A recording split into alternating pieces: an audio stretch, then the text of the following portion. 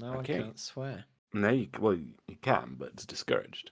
Ladies and gentlemen, so- you're live on Channel 4. Please do not swear. Yes, I'm terribly sorry about that swearing. TV.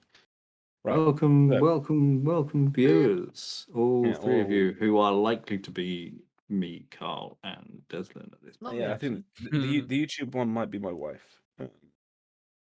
I'm So- not on it actually. So I don't know. Oh, that's There's- on YouTube. Well, I'm on YouTube as well. okay. Well, let's not waste too much time counting the victory that is us having 4 people More than potentially us viewing. watching. And let's go through the recap of last session. So, previously, the party, after dealing with Ursh and Brick, 2 devil friends, made their way eastward on the continuing road to Real with a plan to stop off at Monty Nim, the vineyard, owned by Calbor Nim, your current employer, and good friend, I hope. As you make your way eastward, you find a very pleasing path. The road turns toward vineyard, away from forest. You have some nice, meaningful discussions with one another about life's mysteries and loves lost and victories won. And you eventually, as the sun is starting to set, crest a hill and find in front of you, in the near distance, Monte Nim, a surprisingly modest but very tastefully designed vineyard chateau type building. Across from it, you are informed by Calbor is the traditional old manor house, and there's a few other sparse settlements around, but this previously would all have been in his family's manse, as it were. And as you continue along the road and make your way, you start to notice that the lights aren't on, and Calbor, although seemingly unaware of all of this, proceeds normally and enthusiastically talking of the warm hearths and fantastic food and excellent wine, of course, that you'll soon all be enjoying at his largesse. And you approach to find a still, calm, quiet, and dark building surrounded by vineyard trellises on all sides. You made your way cautiously, suspecting that something was off, despite Calbor's complete lack of awareness. Although you couldn't find anything. So you... Deslin, I think it was Temerity, picked the lock of the front door and sent in Calbor as a test. Who proceeded to make his way around the property, complaining about the fact that his servants weren't there to greet him, and wondering where they could be. As you started your investigation, you found a mostly untouched property. A few signs of recent habitation, but no people. You split up, and the majority of the party went upstairs, where they came across a room that was filled to the brim with cannons, cannonballs, various weapons of all sorts, mostly antiques, but a small militia's worth of firepower, all sat in this seemingly unassuming, quaint little village vineyard. And when you came downstairs, you found that Calbor had disappeared. You, somewhat reluctantly, began to search for him. And after investigating the property, the building itself, investigating the immediate outside area, it was, I believe, Devon who discovered a set of prints that were leading towards an old, rickety, dark barn of some size, with various carts and barrels spread around it. Seemingly something to do with the wine-making process, whatever the word for that is. And you pursued these footprints and bits of fabric that you were finding, and you discovered, I think it was Temerity that discovered, a girl, Melody, who was hiding in a covered wagon with a knife to Calbor's throat, seemingly almost incoherent in her panic. Devon quite cleverly cast the sleep spell, sending Temerity, sending Temerity, sending Melody to sleep and allowing the party to regain control of the situation. However, Jacob had taken to investigating the barn, and as he was passing around the out-of-sight area, he felt a presence, something just twitching at the back of his neck as he walked, and it seemed to be following him, almost playfully at first, and then less playfully as it began to pursue him and chase him as he came back towards the party. The party as a whole investigated this for a while, and didn't seem to come to any conclusions as to what was happening. Melody woke up and informed you that there was something that was there, a presence of some kind. She didn't know what it was, she didn't know how many of them there were. But from that information, Temerity was able to remember conversations and lessons that he'd been taught as a younger individual around certain threats that might exist out in the world that sounded surprisingly familiar to the situation you were currently facing. And as the party investigated, it was Jacob, Jacob, that found himself again alone in the dark part of the barn, out of sight for some reason, with his lantern smashed on the ground in front of him, and a vision of something dark and shadowy and incorporeal in its vagueness moving towards him through the vineyard, across the field, faster than he could react to. Thankfully, him being a super overpowered monk, he was able to remove himself from the situation before things escalated and returned to the party, panicked and concerned. The party decided to make their way back to the vineyard chateau to reassess the situation, and it is as they moved in this cart along the vineyard, trellis on either side, moon blotted out by clouds, something seemingly hunting them in this dark place, that they hear a bell coming from the front of the house. And that is where we find ourselves. Ding-a-ling-ling. Ding-a-ling-a-ling indeed. And our plan, at least that I suggested, was to put the civvies in a cart, basically, and then get out of here. Maybe stopping by the pantry area to look for this other one. Yes, that's a good point. There was supposedly another woman who was last seen by Melody, the young woman who's in the cart with you, who was last seen entering the pantry area and then never being seen again. And her name was? Rhythm. Funk. Harmony. Harmony. That's a good name. Her name was Harmony. And Harmony. I don't think it was Harmony, but it is now. I like that. She was seen entering the pantry storage area off the kitchen. That's the one. Yeah, from the kitchen.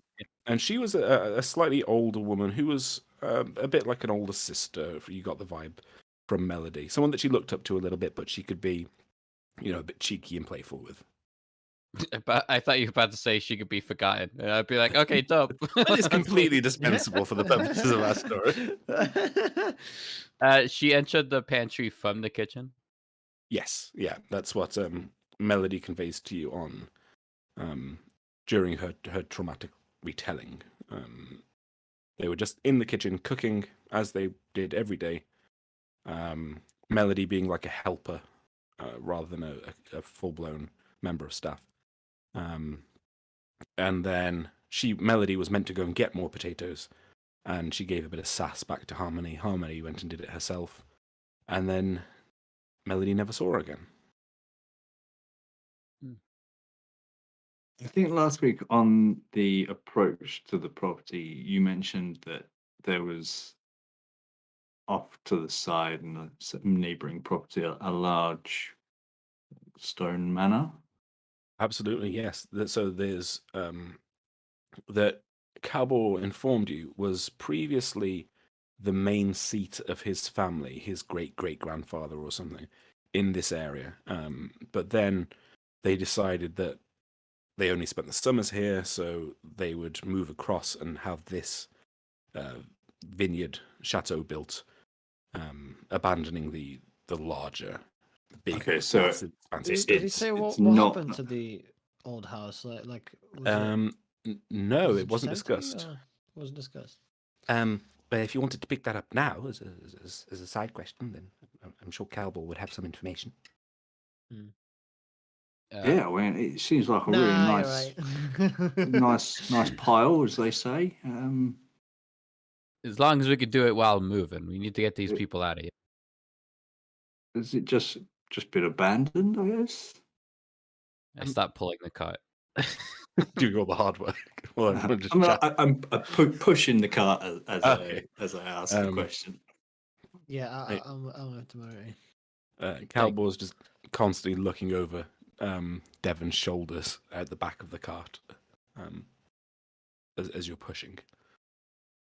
I think it was abandoned for a while, but no,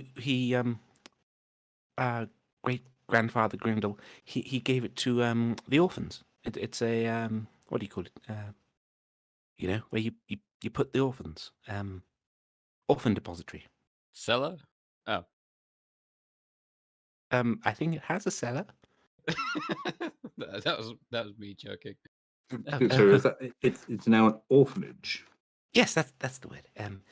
Yes, all the orphans, little orphans, little children. They're and big children as well, I suppose. From this part of Aximundi, will go there, and they have quite a few of them, I'm afraid. So is that property illuminated as we would have expected Montpellier to be? Good question. When it was, we'll have to retcon that a bit. When it was highlighted to you by Calvor, it was still not dark. But I think you would actually be able to see it from where you are now, more or less, or at least like the top floor of it, maybe. And so off in the distance, you can see a very faint glow that's obviously some kind of like low-powered candlelight. But in that way that a candle in a window miles away, if there's nothing else, can seem quite bright.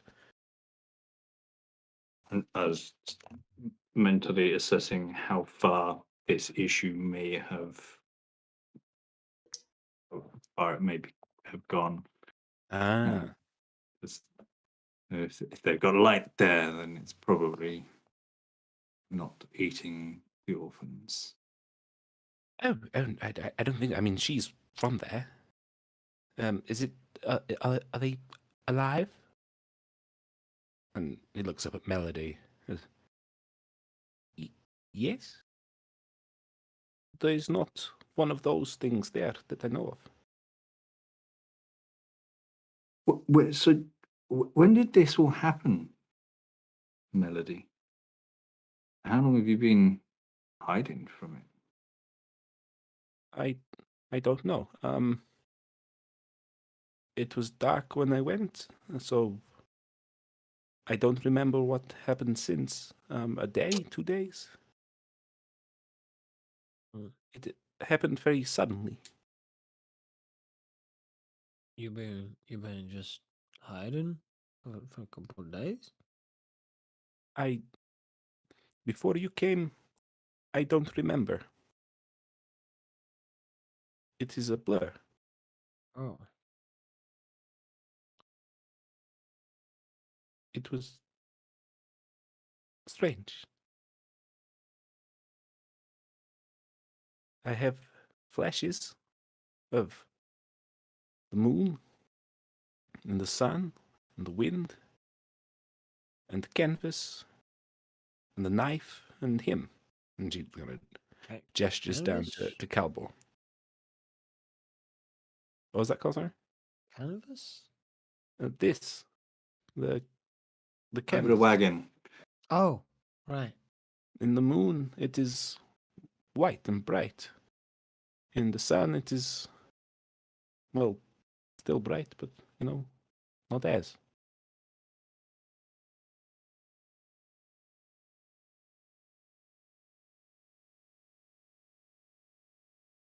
As a player, I want to check if she's possessed, but as a character, I have no clue how to do that or capability. Just slap her until they find out. Until a ghost leaves, so who knows which one. Does anyone have a holy symbol that they can suddenly thrust in her face? Pretty far from it, my man. Yeah, this isn't the group for holy symbols, I don't think. No. No. Maybe I not could the send right you to holy meet symbols your anyway. maker, but I can't talk to them. Okay, well, yeah, if we're moving this cart, ideally we'd just go to the west here because we're already at the end. But if you are, if we need to do the more gamey option, we can go I mean, through the haunted vineyard. how far away is the orphanage? Would the orphanage be a suitable place to deposit non-combatants? Maybe. Seems our Yeah, best bet at the moment. It's I mean, with pulling the carts, it's half an hour maybe. Mainly because you got to go over some pretty rough terrain. I think if you were running, you could get there pretty quick, like 15 minutes. So it's like not far.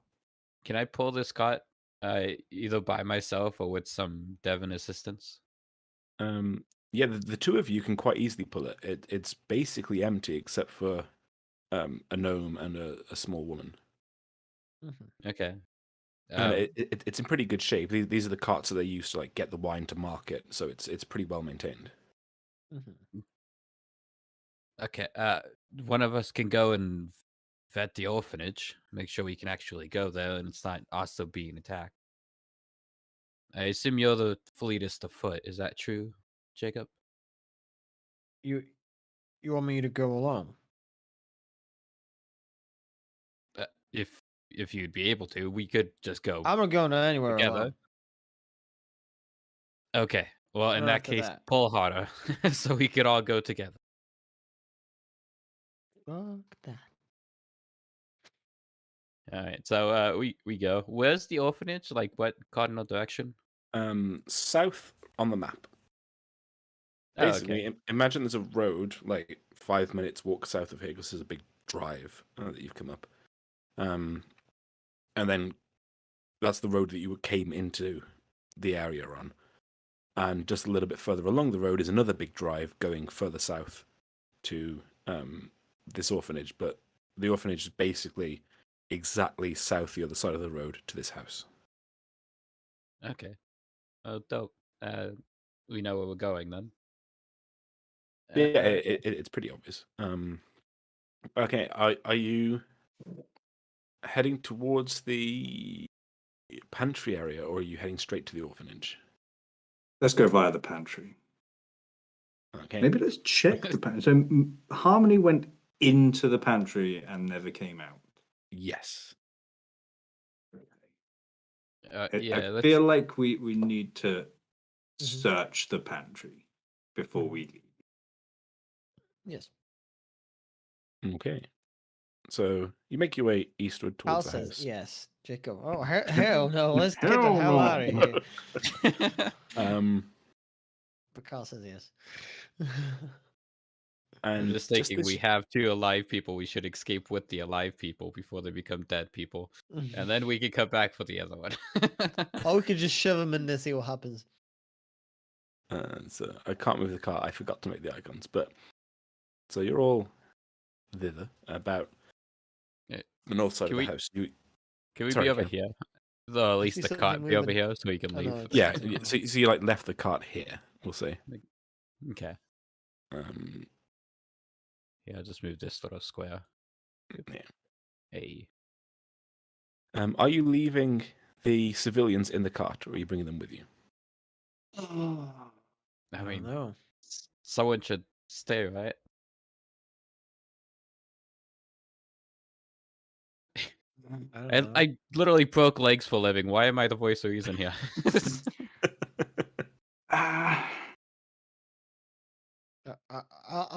I'll stay here for a minute.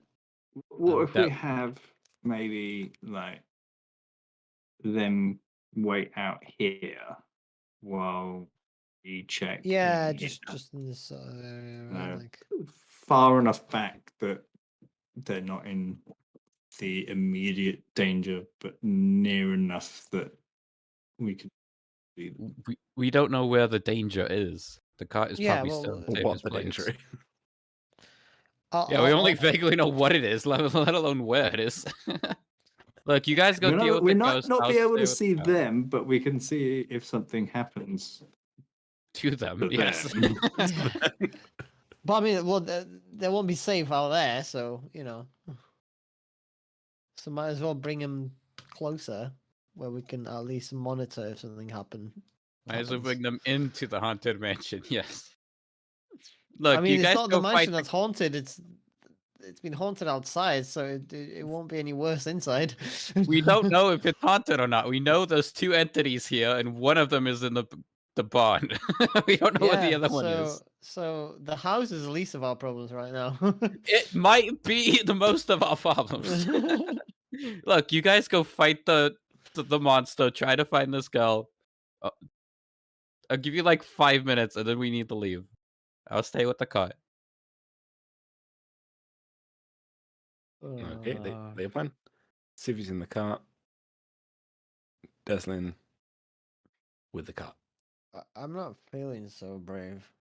I'll go Well, I'd leave first. you to watch the cart, but you're not feeling so brave. So Is that a doorway there? That is a small doorway. Yeah. So you approach this little service door coming off. Make your way into this cold stone. It's basically a service pathway into the house that goes out into the garden and the vineyard. And here you have another very unremarkable door that goes into the pantry. As earlier, it is open. Well, not open, unlocked. I give him a nudge. Go on, then check it out. Then All right. For my was this an object on the floor, or was this like That was the grate under the floor? That's a grate in the kitchen with which to dispose of soup. I don't know. it makes cleaning a lot easier. Yeah. Bodies of vengeful Hose spirits. it down. Yeah. Oh, that's where the body is. Check underneath the crate. Oven, boxes, stuff like it's either in the fridge or in there. So that. Okay, so Is talk there me any- through- there's a fridge. There's a fridge. This Wait, is there American fridges fridge in freezer. this world? Fridges Technology would wise, exist, I don't know. but they'd be like ice boxes. Ah, yeah. So talk me through, Deslin. You are stood outside. Do you have are you relying on your night vision, your dark vision? Do you mean me? Initially, Deslin, I just want to sort out outside, and then. So, does Temerity have a lantern? Is what I'm asking. Does he have dark vision? No, I don't have dog. Oh, Well, you don't. Sorry. wait, yeah. I thought No, wait, I have like dim light vision. What the fuck half elves have? Okay, cool. I can see pretty well. Okay, cool. And inside, Devon has his shiny. I do have my illuminated Rapier. rapier. Okay. And unfortunately, Jacob's lantern got smushed. I But did. he is didn't also able to see by the light of my light rapier. Should I Yes, delete that, when he's that with you. lamp from my inventory then? Yes, please. And what about the oil? I suppose you would have lost some of it. Hmm. Okay, I'll just assume I got like half. Yeah. Okay, cool. So, talk me through the process. Devon is opening the door and stepping in. Jacob is Sort been a of couple steps behind. keep like casting the light around and having a look, and I suppose more so waiting to see if he feels anything. Okay. Having been pulled at one point up in the shed, the barn, the storage The big wooden area. spooky building. Yeah, it having presumably sort of felt that sort of cold feeling and that Okay. tug, just sort of waiting to see if there any of those vibes that he picks up from in his room before he steps into it. Okay, cool. So it is very cold, which you'd kind of expect from a pantry larder type room. Nothing out of the ordinary happens as you kind of open this door and stick your shiny rapier in. There's lots of boxes, barrels, and odd angles in this room. So the corners are very dark. But the little bit that you're in is kind of like a little open area, a walkway, effectively. But it's quite cramped. Nothing particularly odd happens as you make your way in. Jacob, can you describe what you're doing? I'm sort of in the doorway, and I'm just sort of like looking at him, looking around, sort of head going left and right, sort of, and then just every now and then just keep an eye on behind us, maybe like face my back towards Devon for a bit, just like, yeah, just being a little bit paranoid and keeping a couple of steps behind, that's all. Okay, that's sensible. Yeah, so you both make your way in to the room. Are you leaving the door open or closed behind you? I'm leaving it open. Okay. Yeah. You've left this door open. Yeah, you're in this pantry. As I say, big barrels, kind that you'd use to store potatoes, apples, onions, etc. Number of chests, some racks with various glass jars on them. A fairly standard pantry that you'd have to support a modestly large gentleman's house type thing. You want to check those barrels if they got like? Oh yeah, I'm opening everything and checking behind everything, Maybe and they've been sacrificing people or something. I'm looking for Maybe any you'll find evidence some of fingers. harmony. You're just describing what you're doing. And you might find some fingers. Just give, let me look. If we find fingers, then we find fingers. But don't stop putting fingers in my brain. As you're in, can I get an investigation check actually from you there, Angus? Within the advantage for Jacob helping me. Jacob, are you actually helping or are you just panicking? I mean, I'm assisting, and Just like, I'm looking rambling about around. fingers. I'm looking around where he's looking around and stuff. It's just I'm just keeping like a a step back, so Okay. I'm not like Yeah, we'll say that's an advantage. yeah. Especially since it's such a small I'm just space. keeping like a careful sort of approach to what he's doing. Like Okay. So, Angus, as Devon is investigating, you've been quite methodical. You're taking one thing at a time. So, There's a crate. You're kind of seeing if you can open it. If it's already open, you'll lift up the lid. You'll have a look at what's inside. First one, it's carrots. Okay, very typical. Have a bit of a rummage around, see if there's anything hidden underneath the carrots. There's more carrots. You check behind the barrel. It's very tight. You can't quite make out what's behind there. It's very dark.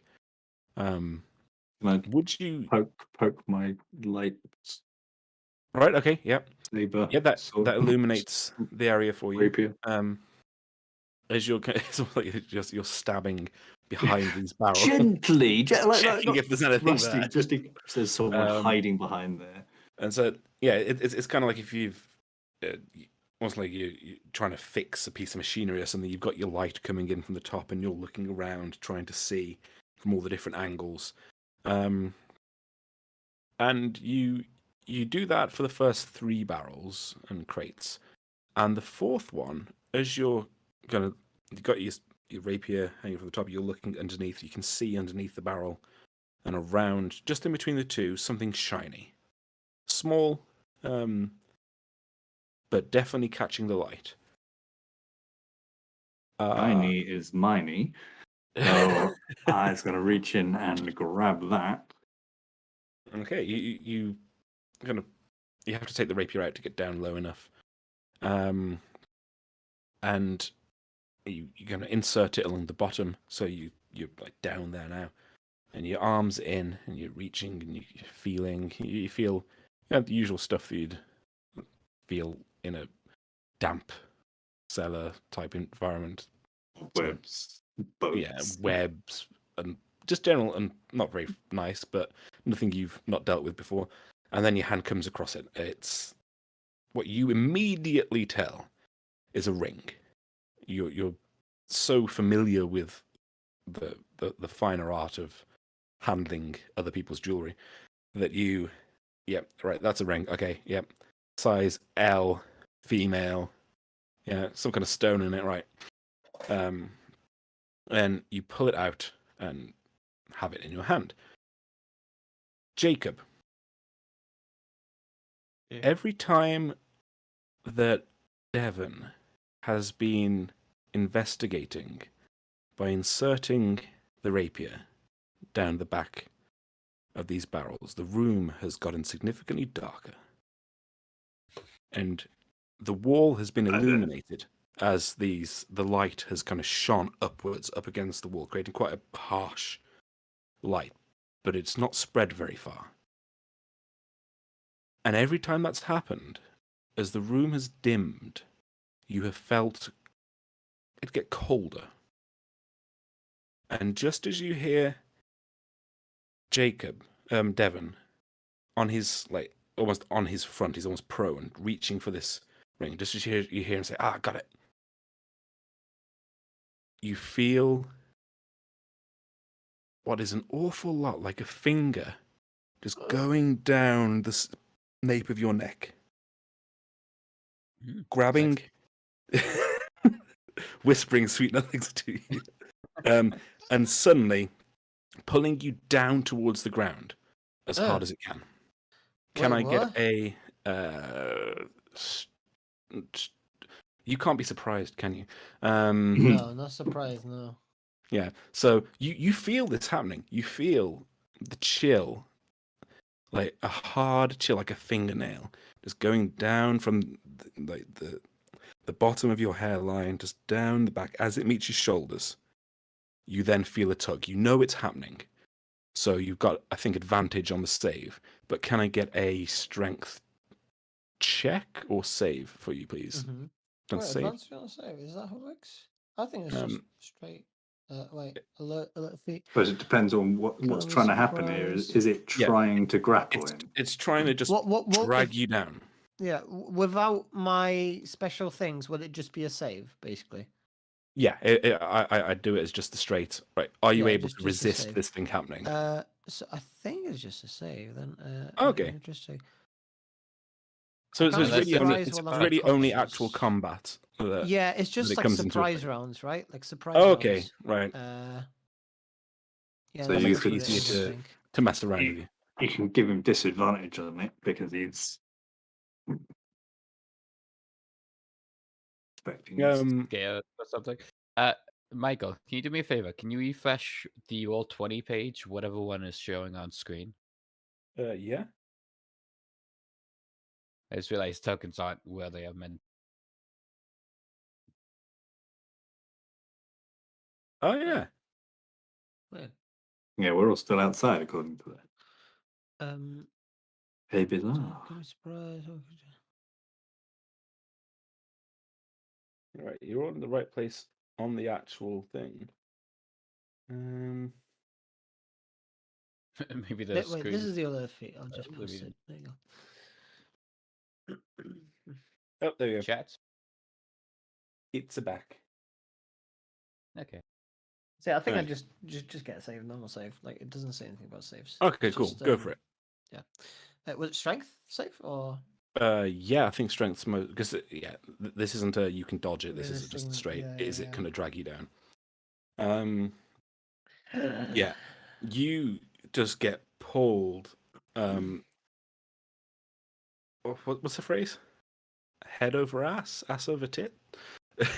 I don't know. Arse over elbows.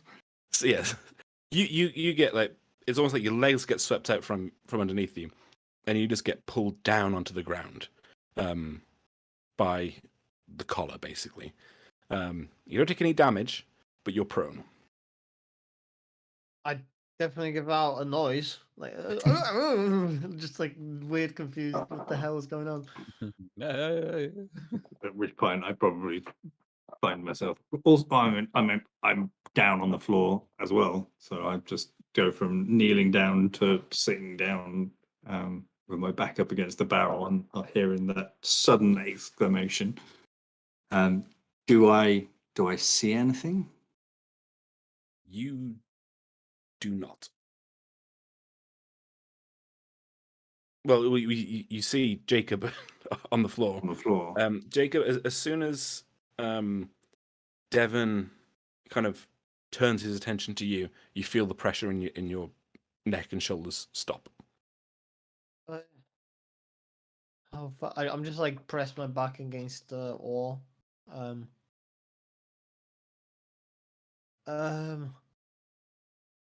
Fuck. I fucking hate this place. Good job, Michael. I've So already got him to hate it's, him. it seems. Well, what happened? Something just pulled me down to the ground. But then it stopped as soon as you shone the light on me. Was it the light, or was it just because I was looking? I'm not sure, but Uh, it did. Earlier on, it knocked my lamp. I Maybe it doesn't dispel light light from my rapier. Maybe it doesn't light light. Okay. We'll deal with you dispelling the light in a second. Deslin. Mm.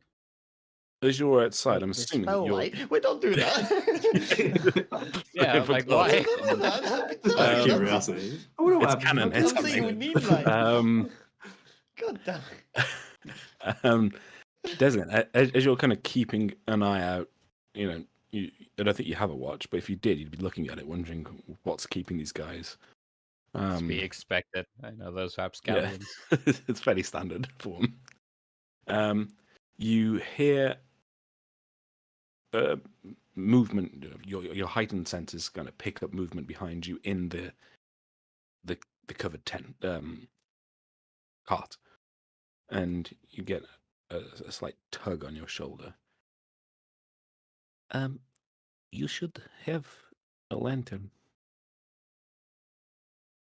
Yeah, very well. Do you have one? No, that's why I was in here. Do you not? Look at my bag. No. We should either go in here or go in there. And she nods towards the house. We should not be out in the dark.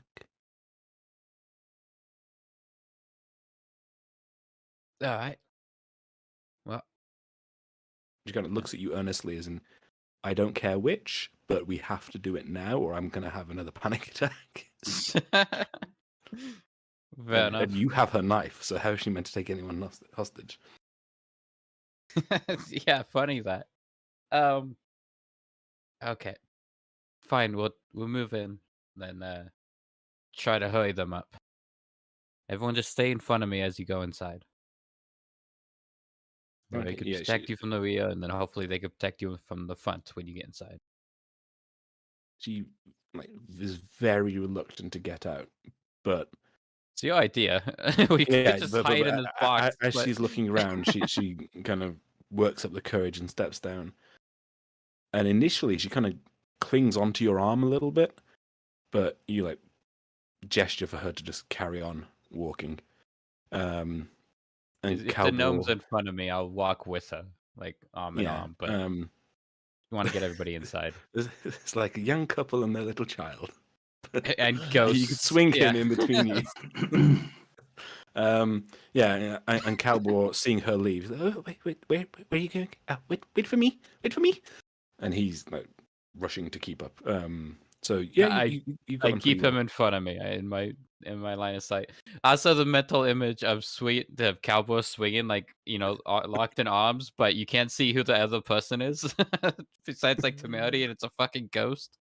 That is very funny to me. in a horrifying kind of way. Mhm. And he starts to make your way towards the house. So we're dispelling light, right? Why? But yeah. And I just need to 1, 2, 3, 4, okay. Okay. How do we do this? So the light at the end of your rapier goes out. Just like What? Why did you do that? No, turn it back on. Turn it back on. There's a thump. Just, a Jacob's loud. just like standing up against the wall, like back towards the wall. He's like hugging it with his back. A loud Can thump I from one of the see barrels. anything with my What the hell are you doing? dark? You see the barrel move. The one immediately to your left. It just like thuds. You can hear it. You can see no. it. Well, you can't see that it. you? It just thuds as if it's kind of being shoved up against the wall. Fuck! Please tell me you're still here. I'm still here. It's very, Fuck. very cold, Jacob. I don't like this. I'm sort of moving along the wall towards the door, and I'm like searching for the knob with my hand. Didn't you leave the door open? Oh yeah, yeah. Why is it shut now?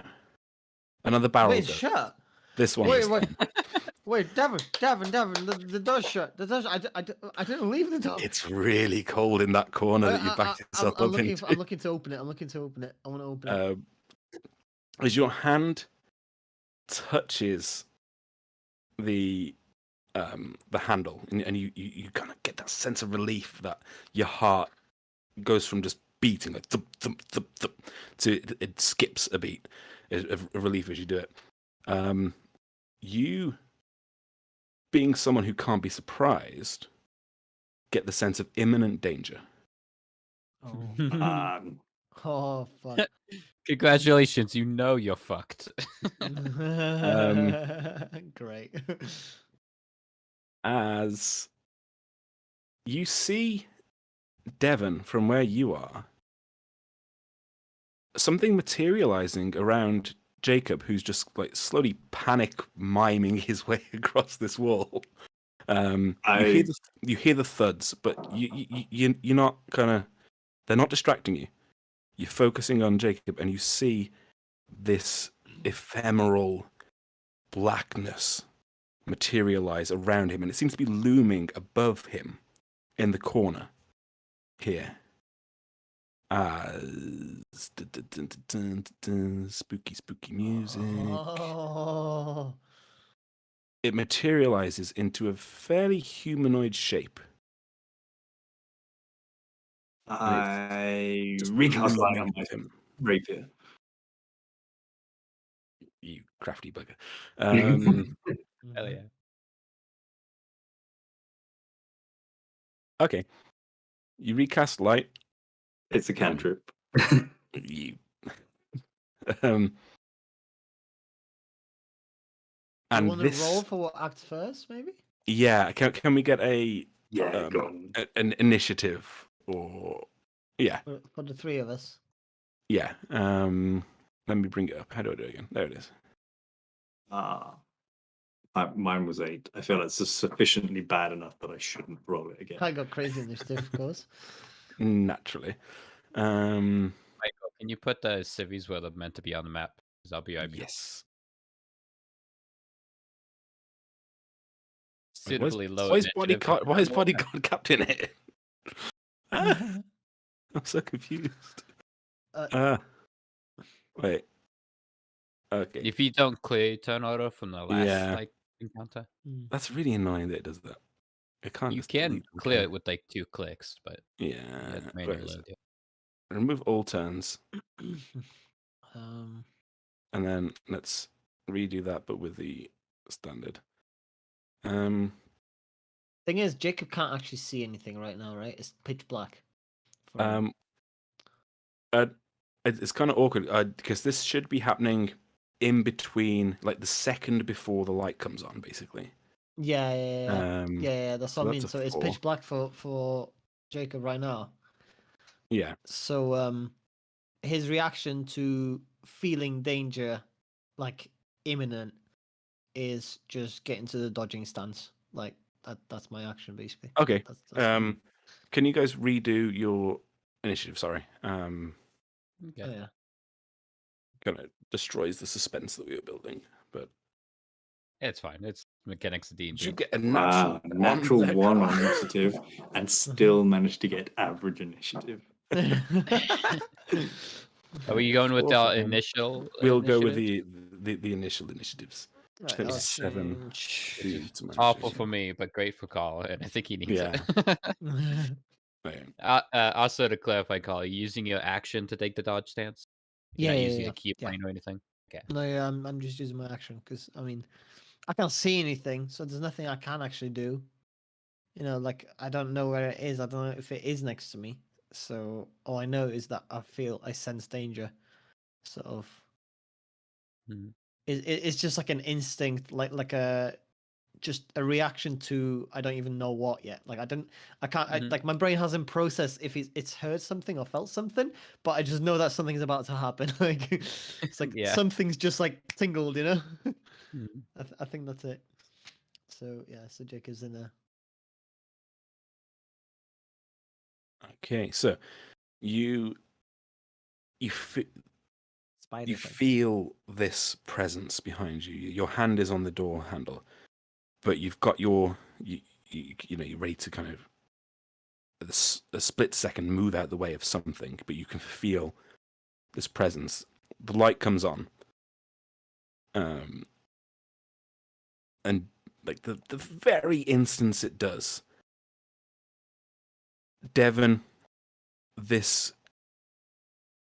draped, ghostly, smoky shadow that's dominated this whole corner flits towards you, and it's like a bat unfurling. Oh god. You feel just ice rush past you, Jacob, as this happens, and you can see it now as it's kind of just going towards Devon.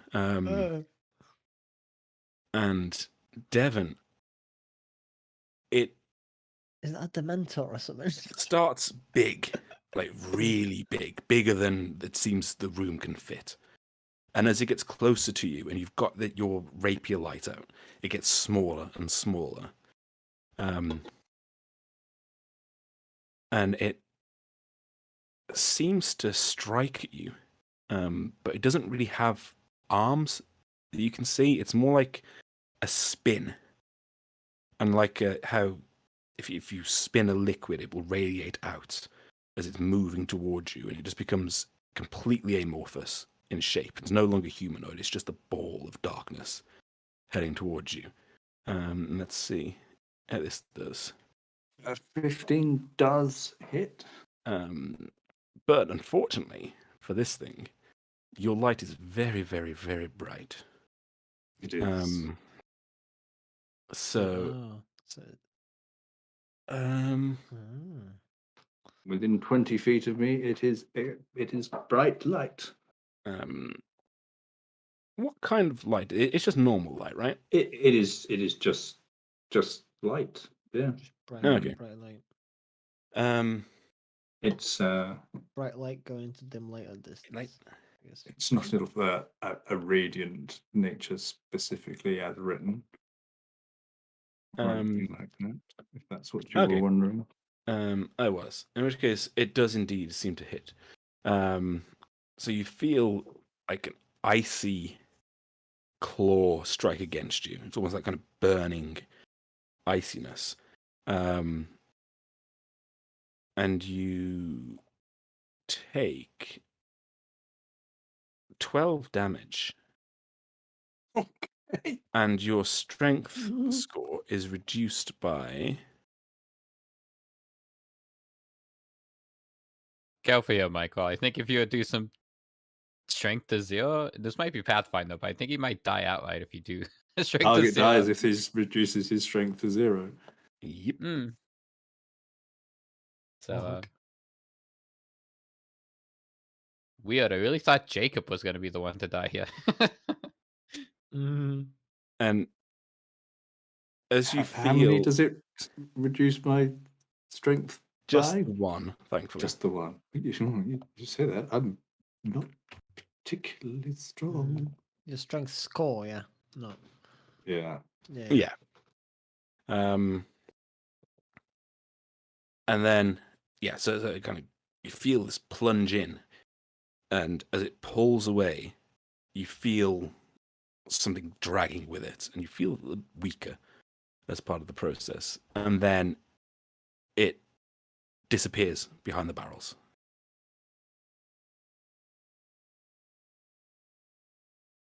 Oh fuck. Okay. What the fuck? Jacob's sort of like, wait, I don't know if it is the combat over. I don't. Did I get through it? Yeah, Jacob's next up, but it's disappeared. Right. Jacob just sort of like takes like a step towards Devon as if to help it, and he's just confused, and he's like, oh fuck, and he gets back up against the wall, looks behind him, looks in the corner, looks back at Devon, he's like, don't fucking turn the light off again. I'm He not goes for going the to turn door. the light off again. Oh, I do not. I'm sort of steadying myself on the barrel.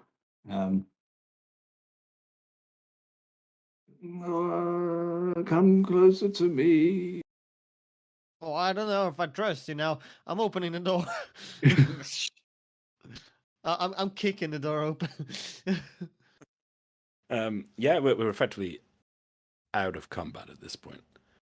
I rush to the door with my illuminated rapier just pointing at where I last saw it as I back towards Jacob. Okay.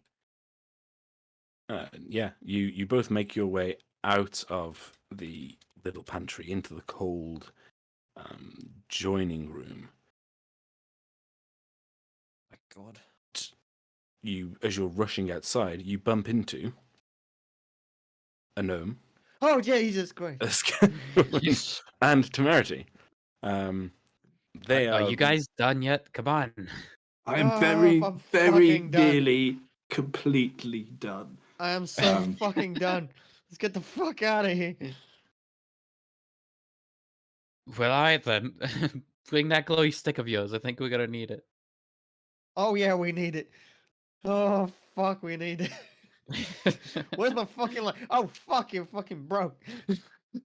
Okay, I grab the lady's hand, then I pick up the gnome, and I bring them back to the cart. Yeah, You're like- you make it back. Jacob's in panic mode. Okay, I throw the gnome in, help the The lady whole way in. to the cart with Not pushing. this illuminated thing.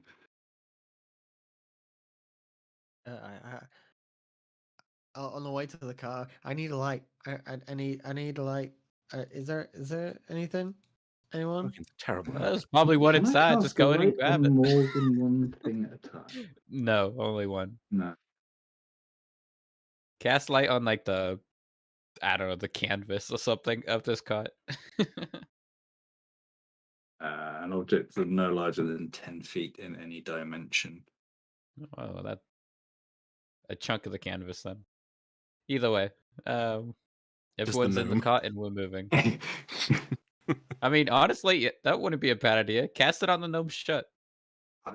I'm quite content with it being cast on the weapon that is trying Yeah, to keep me alive. Yeah. I'd like to hold the light. I would not like the light to be anywhere further away than in my hand. Yeah. Fair enough. Yeah, you If I could make your order way the same thing, in. please. One light radiant, please. One You're all now anything, please. in the cart. Pardon me. And Are we just you're making hiding your in the way- cart or are we moving or- the cart? yeah. Is I'm someone pulling moving the cart away. Okay. I'm pulling. Um, I'm trying to push the cart with my feeble. Jacob, you weakened look self. not half dead. Push. I am more than half dead. Jacob looks not half dead, so I would be probably around 3/4 dead. Jacob's very pale right now. pale but hearty. Push, motherfucker. Yeah. you slowly make your way southward, and you're heading for the road, right? Yes, and then the orphanage. Okay. You Bring these ghosts to the orphanage. yeah, lead them there to sacrifice the orphanage. You make your way south. You approach the front of the house. You see the xenomorph wearing a bow fountain. The gentle trickling. The sun, the moon is still pretty much fully hidden by the clouds. And you're on the drive now. You start to relax a little bit, but you're all still very tense. Melody and Jacob, and Devon in particular. And as you're approaching the front gate and the sign that says Monty Nim and the path onto the main road, Devon and Jacob, Melody, Oh, Kinda- no. seeing what, like the pallid look on Devon's face and the sweat on his brow, and your complete terror, Jacob. She looks at you both. Did you find her? Maybe. Oh. No. I did find this. I'm show her the Oh ring. shit! Yeah, we were looking for a woman. Sorry, I completely forgot. Severity slams the cart. God damn it!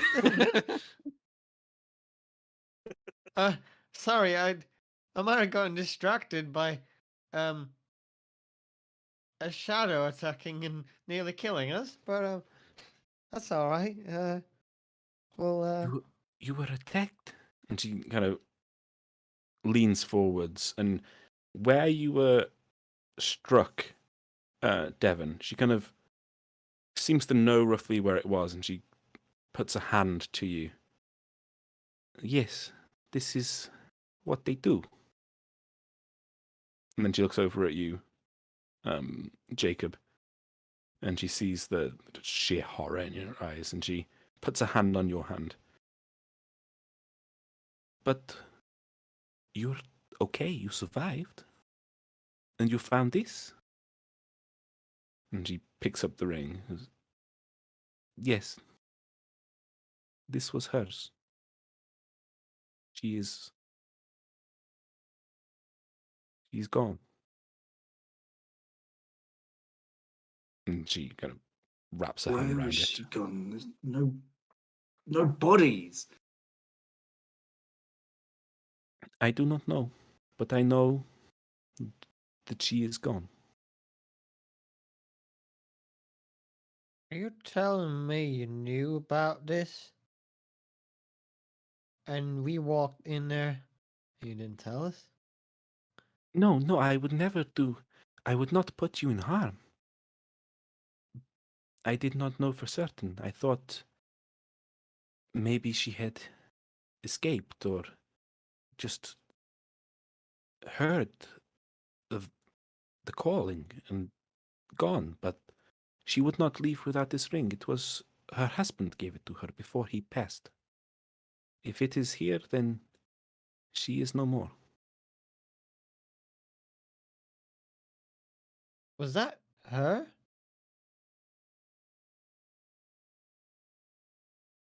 And I look at Devon. I couldn't say for sure whilst it was nearly like killing me and making me feel Just weaker trying to kill you. than I am normally. what did it do to you?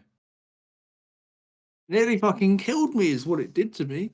I definitely feel weaker than I was before.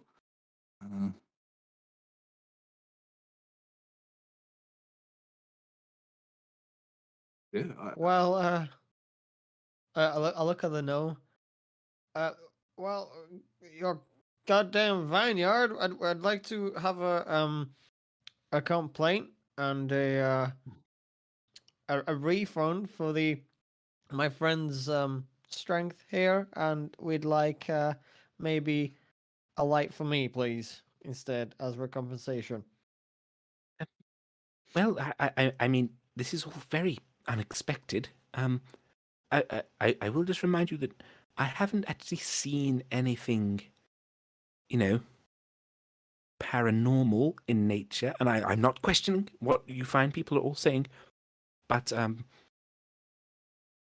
you know, isn't it more likely it was bandits or brigands? Let me tell you, I can handle bandits. I've been hired by you to handle bandits and things like that. This is not anything I have seen before. And if you want to check it out, feel free. I'm getting the fuck out of here. No. I believe you. I'm sure that we can, you know, regroup and reassess. There's no need for you know, hasty thought. But if we need lights, then the house has lots of lights, so maybe leaving wasn't the best plan. And he's obviously very uncomfortable saying what he's saying. But obviously, if you're and you do look rather pale there, Devon. Ooh, yes. Here, and he kind of hands you a handkerchief. What?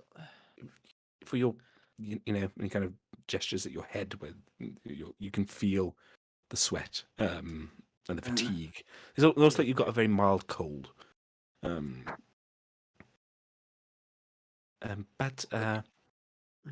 In my yeah. best the hound voice. Fuck the hanky, give me wine. Listen, we need to come back in the day. Come back. I mean, if we're coming back, I'm not coming back at night. That's what I'm telling you. That's sensible. I hadn't thought about what happens after we leave. Yes, I need this vineyard, don't I? Okay, well, listen, little man. First things first, we need to get you two to safety. If the job is to clear that place of spooky ghosts, that's fine. We can talk about a separate job with separate payment. Because you did not pay us to attack ghosts we probably can't even fight. But my first objective is to get you and this lady to safety. So we'll go to the orphanage. We'll put you next to a fireplace, and then we could talk. That sounds rather nice, actually. Yes, good plan. Then he kind of just stares off into the distance. Wait, Pat him on the head like a good dog. the orphanage is all right, right? There's no. Probably. Jacob just looks at Devin. There's no ghost there, is there? Just the ghost of delusions well lived. Jacob looks like terrified of like the road spooky ahead Gothic now. orphanage. No, there'd never be ghosts there. Yeah, God would have to be a real cheerful cunt if there's vineyard ghosts in the orphanage. is haunted. So you've made your way basically to the edge of the vineyard property, and you're heading uphill on this main road. And Devon, as you're kind of pushing, despite your weakness, you look over at the vineyard down a little bit below you. It's not a steep hill that you're on, but you're a little bit above it, and you see a couple of shapes moving. Just kind of at the corner of your eye, and when you look over properly, you can't see anymore. As the moonlight just ekes out from behind the darker of the clouds into the lighter cloud and kind of splashes light out onto the vineyard. You can see how far it actually extends, further than you thought, towards the north and the west. And around the barn, you see something move, and then it'll disappear. And then it'll seem to reappear to 300 yards even, long distances along. At first you can't quite follow it, but it seems that these few shapes that you can see are tracing repeating paths. So you can kind of predict roughly where they're going to come out. But they're dark, they're flowing, they're fast. And you get a shiver as you kind of look at these things. If we're turning away. Many can I see? They're sort of like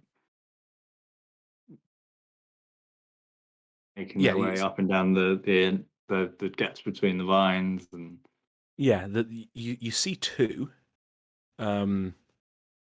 but at the corner of your eye, you think that you see more, but you can't when you're actually looking for them, if that makes sense. But these two that are kind of repeating a route, you can see in the moonlight, as they go about and disappear and then reappear further along. there are more than one of them out there.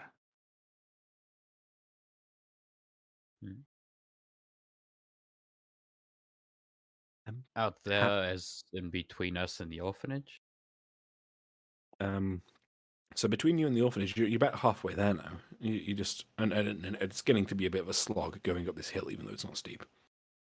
But up on from the front of the cart to your right, basically up on a bit more of a hill, is the orphanage, and the entrance to the orphanage is just a bit further down the road, and then you go it's a bit of a windy hill up to this orphanage. You can see now very clearly that there are lights in the windows. You see shapes moving in the windows. You can't quite tell exactly what they are, but they look like normal movement from things. Vampires, I knew it. But it's this big, massive, 2-story, but tall stories, Gothic style. God damn it! It's definitely vampires. Mansion. It's enormous. It's got gardens in front of it that previously probably would have been well maintained and decorative, but now are just you can see from the scarecrow that's standing in one of the gardens, probably used for growing food. Is the scarecrow bleeding? No, but it's pointing a strawy hand at you as you're approaching that, and then there's just some steps going up. So it's very stereotypical haunted house kind of building. Very old. Who the fuck designs an orphanage like a fucking vampire castle? It wasn't originally an orphanage. Mansion. But it was a mansion for gnomes, right? What What the makes it fuck is wrong with funnier? your family? And I shake the gnome. You know what we really need to ingratiate ourselves with the locals? Big, A goth massive goth aesthetic. People mansion. love goths. A gothic mansion. Fuck. Okay, well, fuck it. We're still going towards the mansion. Yeah, you make your way. You find a large iron gate barring your way onto the entrance to the orphanage, but it's not locked. There is a bell there, but you can see quite clearly that the gate isn't locked. Okay, Mm. well, I'll open the gate. If somebody rings the bell, cool. If not, we're just going. Ding a ding ding, motherfuckers, we're coming in. Yeah, you ringing the bell? Sure. And banging on the door and shouting. I'm just opening the That's gate. it. If it's not locked, I'm opening the gate and we're moving You in. open the gate. It creaks with a satisfyingly Fuck, why does it stereotypical. creak? No, it doesn't creak. It doesn't. Come on. Don't you It's know not it's that Halloween, creepy. Paul? A chill wind December, for fuck's sake. blows down the road, seemingly coming from the vineyard, and it's like that scene in Lord of the Rings where it's kicking up all the leaves as it blows towards you. And Calbor says, "I think we should get off the path." Yeah, because he's a gnome, it's kind of like a hobbit. He doesn't actually say that. Oh. And you make your way. You make your What way did I just miss? in, and you're going up this little windy kind of, not driveway, I suppose a driveway, it's for carriages. And you find yourselves in front of a building that you now see has massive gargoyles atop Oh. the eaves, or wherever they go, and an enormous oaken door of dark gnarled wood in front of you, and a Okay. knocker in the shape of a face that looks very familiar. Looks an awful lot like Calbor. Okay, I'll knock on the cowboy face that's in the door. What? Why Oh. are statues making me more uncomfortable than Then like, the shadows? I don't know. The Mm. shadows are freaking you out, my man. Then the Lord Earth? Well done. Don't make me drag Mm. Brick back into this. No, it's not time for Brick. Yeah, I'll knock. If they don't open it within a minute, I'll do. But I'll knock really loudly. You knock like, dum, dum, dum. And I make it seem as urgent as possible. dum, dum, dum, dum, dum, dum, dum. Wait, who am I missing? I've got Jacob. Where's Devon? Right. Oh, poor wounded Devon. The orphanage. If I'm on the map, I can't Wait. see anything. I'm also. Why is it so dark? I can't see myself. You Hold should on. turn off the dynamic lighting. Yeah. God, this happens every single time. Yeah, look, dynamic lighting is fun like 10% of the time, and it fucks everything up the other 90% of the time. It's a cool novelty, but every DM tries to use it, and every time it's busted. It takes a lot of setup to put in all of like your light barriers and stuff like that going on. I've done it myself. I just don't think it's worth it. What you can always do is just. I wasn't trying to use it. Is the annoying thing. What we can do is do the old-fashioned way, where you just like reveal bit by bit. Yeah, that's what I was gonna do previously, but I think it's easy just to have the map up. Oh, okay. You go, yeah. You're not agreed. gonna go, oh, I can see the thing. You're not gonna go like, oh, good, so many orphans to use. Look at all this bait. So yeah, you further down.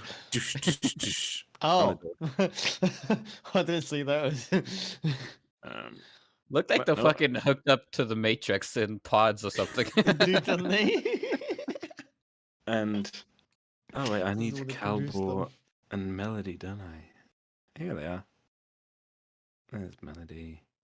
Wait, this is like a fully paved driveway thing?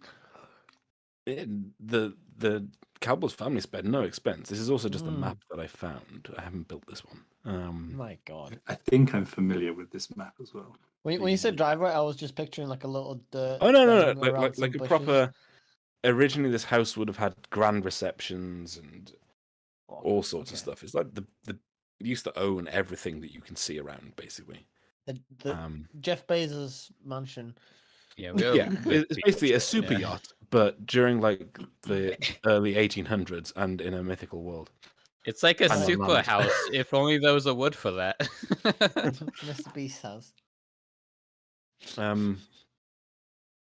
And after a short bit of time passes, you're all kind of nervously looking back over at the vineyard, which you can see is actually quite a bit lower than you now. But it's too far for you to make out anything. But it's just darkness, and the outlines of the rows of trellis going off into the distance.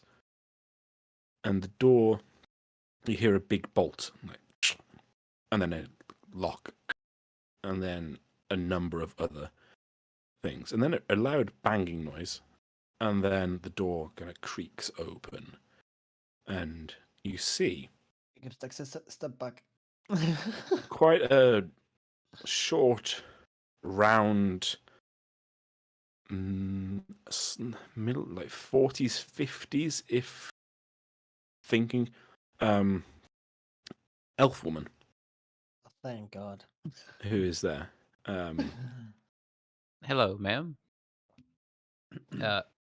We're escaping a haunted vineyard of some description. Can we stay here? At least for the moment. Can we come inside where it's a little safer? From the van. Oh, you've come from the vineyard. Yes. Oh, Um, get in. Yeah, We have the music this lady here. is this Melody. is Calbor Yes, of Nim Melody. as well. Oh, Melody. Probably And lead she- with that. Kinda, as soon as she sees Melody, she completely disregards Calbor. Fair enough. That's what I would She do. like pushes open both of the doors and just rushes out and grabs Melody and like pulls her into her bosom, giving her like what you suspect would be quite a strong hug from this little motherly, matronly woman. Oh, I'm so glad to see you. And she's kind of stroking her hair a little bit, and then something switches, and he goes, "But we'll talk about where you've gone and what you've done after we see what we can do for these fine gentlemen." And Melody well- kind of gives a nod, and not sullenly, but as a child who's been told off, kind of walks into the orphanage. Well, you'd best be coming in. Come on. I push the gnome in and then follow him. Is that Master Calbor? It is. Oh, hello. We've met, haven't we? I should hope so. Yes. It's and she kind of is raising an eyebrow. Yes, you are Jessica. Yes, come on in. And then she, as he's walking past, she kind of looks at you. He goes, "My name isn't actually Jessica, by the way. I'm Helithria." And That's she a hell of a name. greets. Yes, Nice to meet you, Alethea. I'll Can spell you it out. type that Yeah. down? Yeah, thank Yeah. you. I love taking a punt on the spelling, seeing how good I am. I give Alethea a look like landlords, am I right? And then continue pushing the gnome inside. Yes, it's easier sometimes to go by a simpler name. But come quickly. And she ushers What you all simpler in. name? What simpler name would you prefer? Hell, Helena, Um, something else? Helithria, or some of the children call me Helly. Helly. Ah, well, Helly is quite a cute name. I might use that one. Well, you're very welcome to, but let's get out of the draft now. And as you all move inside, she starts bolting doors. It's like Caused first inside. just pushing orphans out of his way. Where's the light? Throwing them outside. Take them instead. I'm still clutching my illuminated sword. Yeah, Quite close to me, wide-eyed. Devon, as you walk past, holding this sword, she if we could just point that down, and she kind of puts a hand, like not on the sword, but kind of hovering above it and kind of just moving it down. There's a deer, yes. And don't want any of the children's eyes out, now do we? And she kind of shepherds you into this foyer open area here. Well, Melody, I think you have some chores to catch up on. We'll speak shortly. And Melody kind of looks at each of you, especially you three, rather than Calbor, who she kind of disregards. Hold on a minute. What? She's not doing any chores right now. Well, and there's a sternness, a mother's sternness, given what she's put us through these last couple of days. I think the best thing for her now is to return to her normal routine. And we can Yeah, discuss. no, that's not going to happen. She needs some rest. Yes, she does. And before rest is chores. No. In this orphanage, Master. Listen. Master. Me? No, you don't need to worry about me. Mr. Oh, if Traveler you're in my here. orphanage with my children, I think I do. All right, well, So let's am introduce Jacob. ourselves, shall we, young man? Thank you. I am Jacob, and this lady ain't doing no work because, well, let's put it this way: she is traumatized, just like I am right now, and she needs some. Oh, we all need some help. She needs Really. to calm down a bit, right? There's a certain Yes. calm and Yeah. repetition. And her chores are the best way to do that. Isn't that right, Melody? And Melody nods. It is. So does Temerity. true. He's on their side, actually. There's something could be very calming about chores, Now, and it might set her mind at ease before off she you go, actually goes. Melody. And she gives a bow and a smile to each of you, except for Calpol, who she kind of just ignores. And she Fair enough. disappears off up the stairs. Now, if we're quite done telling me how to run my orphanage, perhaps you'd like to tell me what you're doing with that young lady? Rescuing her from a haunted villa, apparently. Yes, escorting this tiny Saving man. her life, mainly. Yeah. Escorting this tiny man back to his villa. Everything was down, honestly. I was expecting bandits, not ghosts, but what are we gonna do? Tried to get this guy out of there, found her while we were at it. So we decided to bring them both back to the safest place we could see. And given that you had lights on, that was here. Now you're He pretty much caught up. looks at each of you and then looks around. And you become aware that there are a number of small eyes watching you. Tomato's used to it. Just children have sprung up and are eavesdropping. Well, we should perhaps discuss this somewhere else. Follow me. Yeah. And she leads you up some stairs. Through a door. You can see, as you pass, dormitories And the doors are open. Children's beds. And you see the sight of Melody talking to one of the small children, seemingly reading them something, or helping them get dressed. Something. HP Lovecraft nonsense. Ingratiating them And into the cult of Cthulhu came Cthulhu. out of the ground. But Mind she's is under. seems to be like back in her rhythm of some kind. Good. You see her more as she looks younger. She's still obviously an adult, but she looks less worried and fatigued just being here. And you're ushered into this room that serves as a bedroom / office type environment for Helithria. So I imagine Temerity feels quite at home in this sort of environment. You get a sense of nostalgia. You hear things, and you pick up on things that maybe the others don't, like whispers happening between two young boys somewhere up to some kind of mischief, or someone saying a prayer under the sheets quietly. Stuff that has that kind of group living feel. Yeah. Sound of screaming and stabbing. Wait,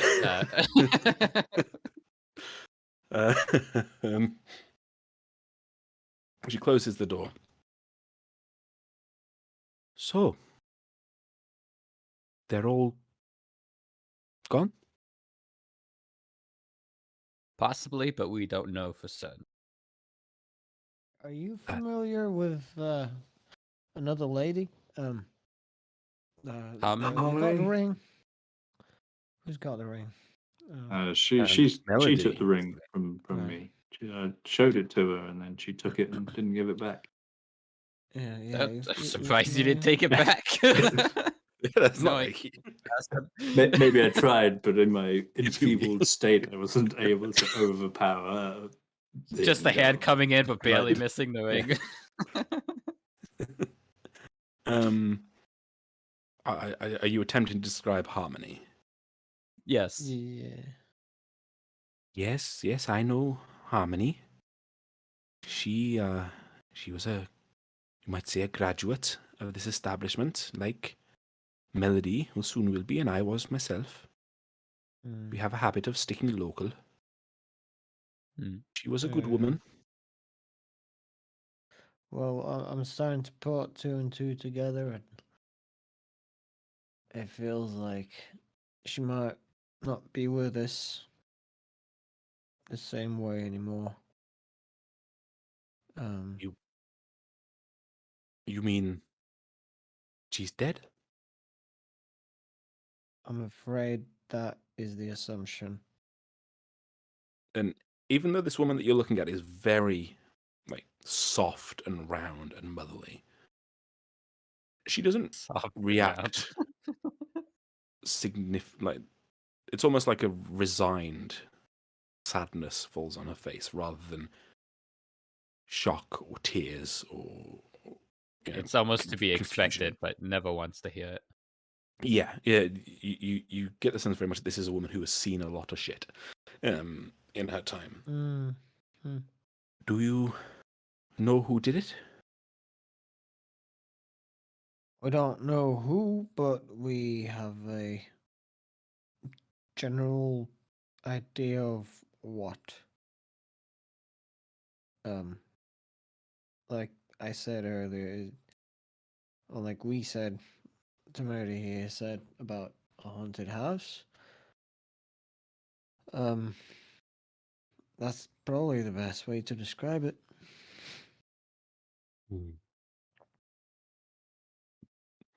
And our employer here is willing to pay us quite a handsome amount for clearing this spot out. So that's what we plan to do. I am. Yes. Yes, I am, aren't I? Yes, I'm terribly sorry about the the state of the vineyard over there. The death of your friends. And yeah, yes, of course, of course. You know, Harmony, and he gets the name right, was a fine housekeeper. And he's really trying to say something normal and nice.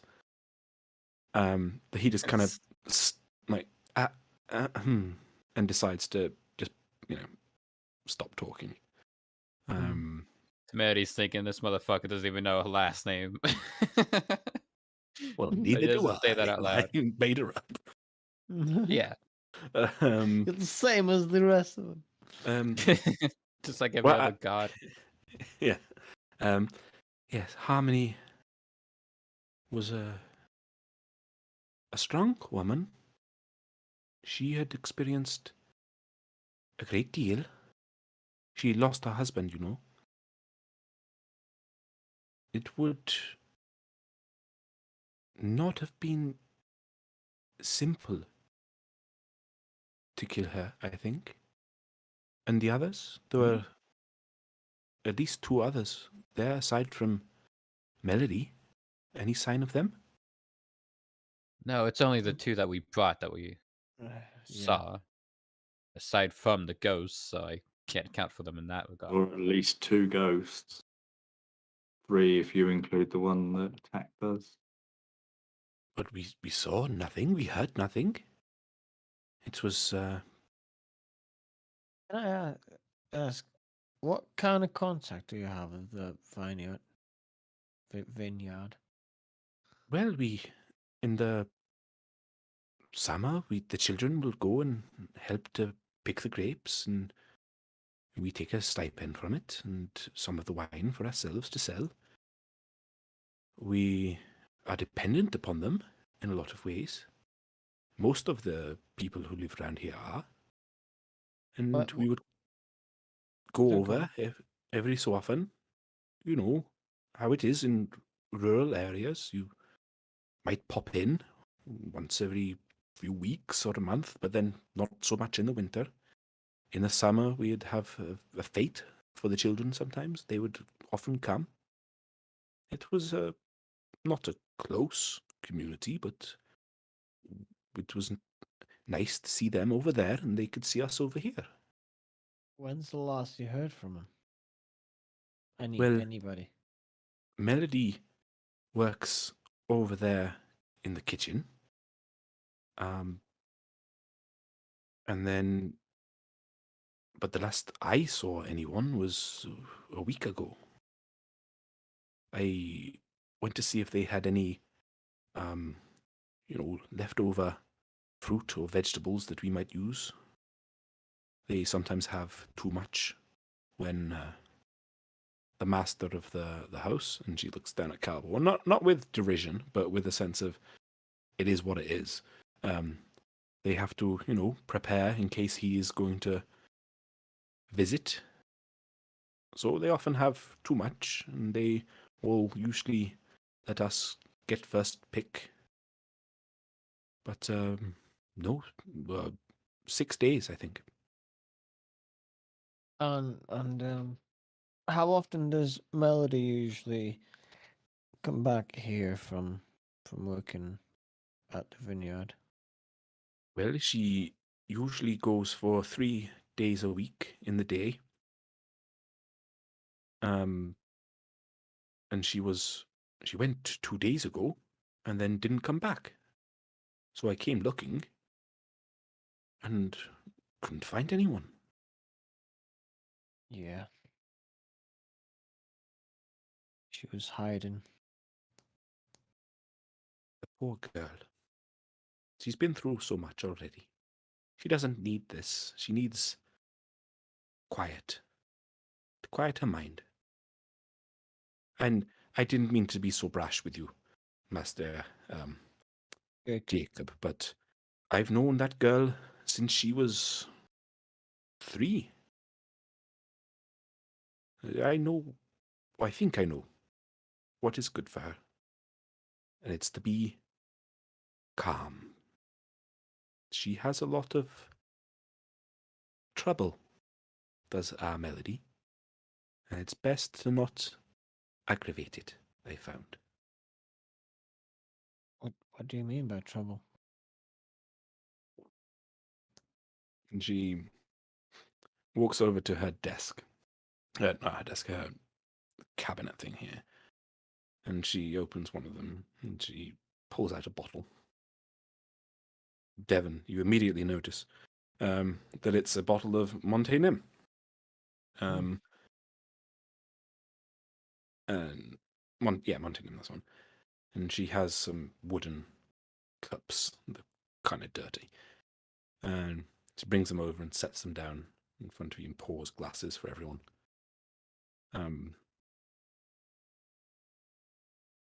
She's an odd girl, and she's always been special, but difficult. This isn't the first time that she's gone missing. Huh? And she takes a drink. And sorry, Karen. When she goes missing, do bad things tend to happen? No, not bad things. Strange things? And she's struggling in trying to conceptualize this. I'm not an adventurer. I don't know much outside of these walls. But it's not that things happen. It's that she becomes strange. And whether the things that she does are bad, I don't know. The deacon, he thought perhaps they were bad. Perhaps we should take her to a city, get someone to have a look. But he decided she was no threat to anyone. So why aggravate the poor girl? How old is she? She'll be coming up to 25. She'll be having to leave the orphanage soon, unfortunately. But yes, 25. She's been here 23 years. And it's gone better for her presence here. What do you suppose she does when she disappears? Well, sometimes... Are we talking like a possession or something? Well, that's not unheard of in places like this where emotions are particularly high. But the deacon said it probably wasn't. Or if it was, then it was atypical. Not something... I'm paraphrasing here. He is a much wiser man than I. But not something that it's worth investigating and to let sleeping dogs lie, that kind of thing. Might it be worth sending her to some sort of a guild? Maybe she can use these abilities to benefit. That is what we originally thought. When we broached the subject with her when she was very young, it made the situation significantly worse. And was she not keen on the idea? Well, she had been with us 4 years, I think. She would have been coming up to 8 at the time. We were the only family that she could remember. She had her brothers and sisters here, and some would leave, some would fall ill, and some would die in the winter. But the idea of leaving them was very upsetting for her. And we had to consider the other children. It is not that I think she would harm anyone, but whether it is my uneducated guess is that she does have some ability or power, and perhaps it is parochial of me, but my view and how I was raised is that those who are aware of power and have it and cultivate it will often learn to use it against others, and I couldn't bear the idea of that sweet girl being used or becoming something other than Melody. And perhaps that was selfish of me. And she takes another big gulp. Does she seem to have What are we any? talking? What are we talking about? Are we talking about like she was stealing apples, kind of thing, or that sort of thing? Oh Or- no, she would never do that. Dismembering small animals. Yeah. No. Okay, so she She's seemed kind of rather. becoming a bit concerned at your suggestion. Okay, so the girl, she was fine. There was some power within her that was acting up when she would uh, get emotional, perhaps. I just want to When- take some photos. Wait, what? The Jeffrey Dahmer thing. Oh, I haven't seen that. Well, one time There were barrels. she, one time she couldn't sleep for the better part of a week, and things began to happen. Headaches from the other children, hearing voices in the night. She would appear at the foot of my bed. Don't know how she got in. She would say things to me that she couldn't know. And I would Charming. wake her or carry her back to her bed. And it would progressively get worse until one day she just fell asleep. Not a trance, but a proper, genuine sleep. And then just 2-3 years before the next thing happened. But as she's matured, she has gained in her strangeness in some ways. I sometimes hear her talking to herself, talking to people who I know for a fact aren't here anymore. So Nothing. the Fuck you on the departed. shivers, man. So she was talking to the departed? People that She- you knew that have died? And she gives you a very serious look. She was talking to what she thought were the departed. But when she conveyed what they said, I knew it was not them. But she believed. And again, this is my weakness perhaps, but it was easier to say, yes, dear, but they are gone, than to say my suspicions. It was something wearing the face of those that she was speaking to. I could not see them myself, I could not hear them. But, as I say, these old buildings with memories of hundreds, perhaps thousands now, of children, many who have suffered, many who know trauma that we cannot understand. Strange things happen. He But- gets a long look in his eyes. They gravitate to her. Hmm. Well, if I could speak frankly here, Mm. uh, I have this sister named Lily, right? When she was younger, she also heard voices from some other worldly people. So it sounds like it might be a devil of some description, but I think there are plenty of creatures out there who could do similar things. I don't know for certain. But I don't know. Something evil might be hanging about her.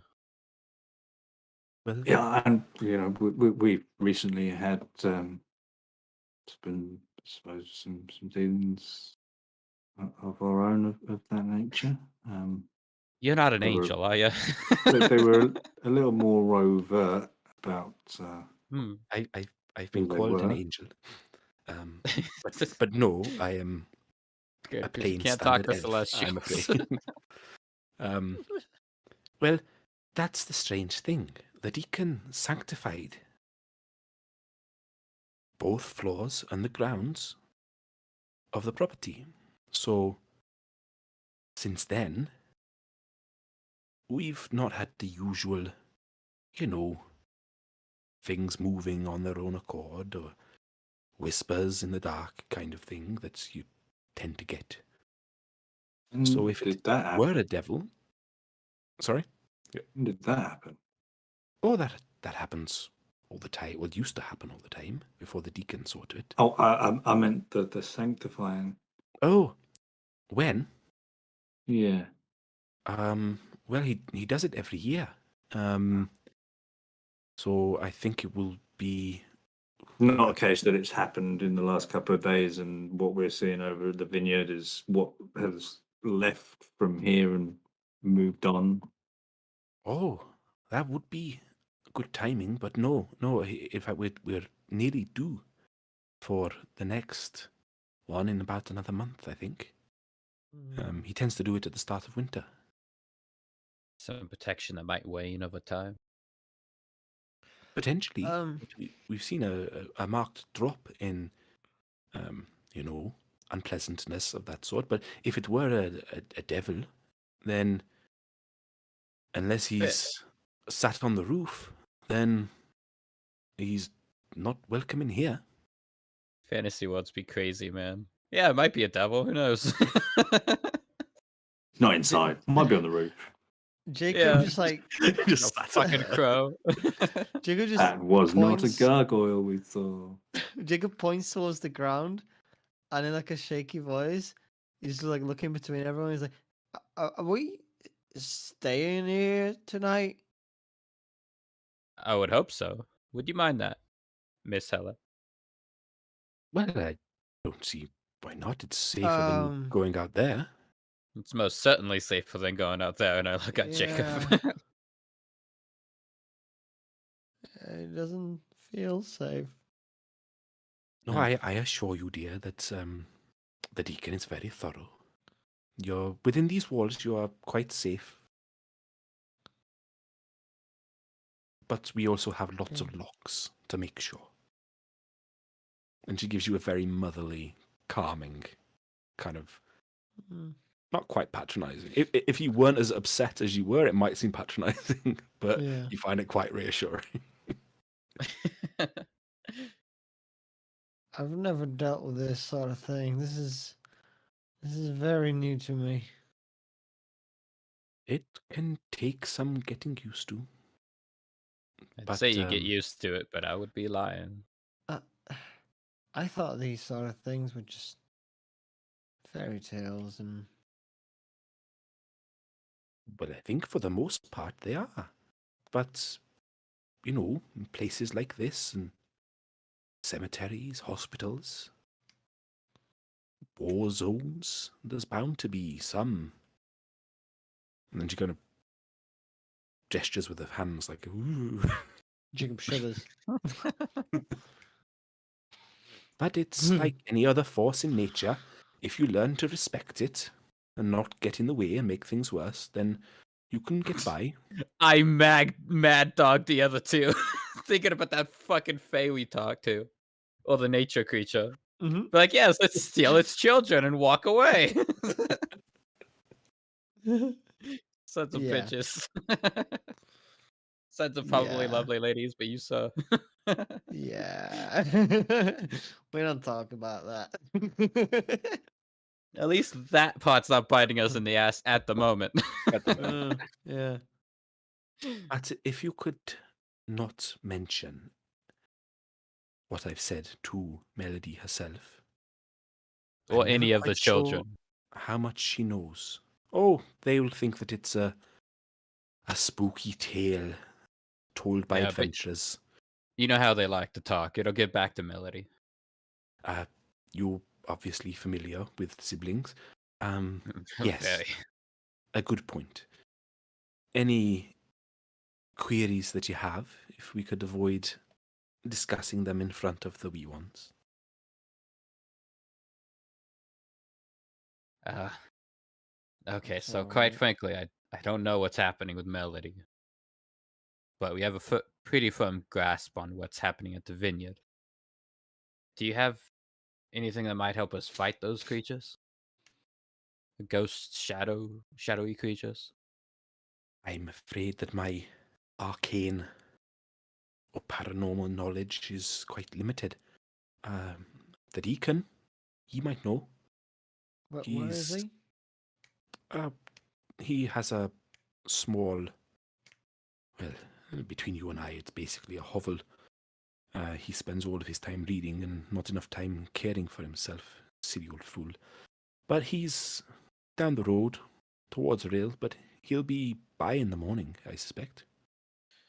He often Oh, comes that- and teaches the children how to read, and Well, it's, shit, that's delightful. Well, alright. Well, Sounds we- like Okay. Can we stay tonight, Miss Helesthria? I think that's yes. And she's looking over each of you, and Jacob, you get a sense of she sees your fear, and that makes her sad. And Devon, you get a sense that she's kind of questioning you a little bit more, but she sees that you're weak, and that makes her sad. And I do give her Thank sort you. of a Puppy dog. charming, rakish smile at the same And time. you get just like a raised eyebrow, like it really in your state. In your state. You couldn't handle it, honey. Hell yeah. I love this lady. And then Temerity, she just gives you kind of a warm, genuine smile. Yeah, of course, boys. But I would be remiss if I said it would be comfortable. You have, unfortunately, I think, a night of sleeping in chairs for you. Unless you fancy dragging two of the spare beds downstairs for it, I shan't have you in the dormitories with the kids, as I'm sure you can appreciate. God, Yeah. So Well, you can have the classroom, or you can have the hall. The hall has a bigger fire. the whole Is there anywhere that has yeah. benches? The hall has tables benches in the to hall. lay out That there. sounds better than a chair. Yes, we'll get you some bedding and make it cozy for you. Get you a bit of food, perhaps. That And sounds cold- rather nice. Cold sandwiches and long pie. day. You are You are an amazing woman, Helesthria. I haven't had pie in so long. Well, it's game, but it's very good. And she kind of pours the last bits of wine out into the glasses. Goes, to those who brought home Melody, you have my thanks and my hearth for the night. Anything to make me forget, and he just downs it. I raise the glass and Hell yeah. I'll also cheers with everyone else. Safe to assume we could. Do you have some sort of a bath area we can get cleaned up in? Yes, certainly. There's a whole bath privy type. It's communal, but it'll be empty this time of night. The children should all be in bed.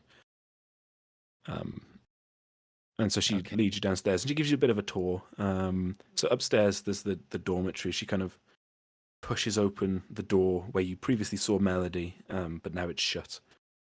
And it's dark, but you see beds with the gently moving breath of someone in them.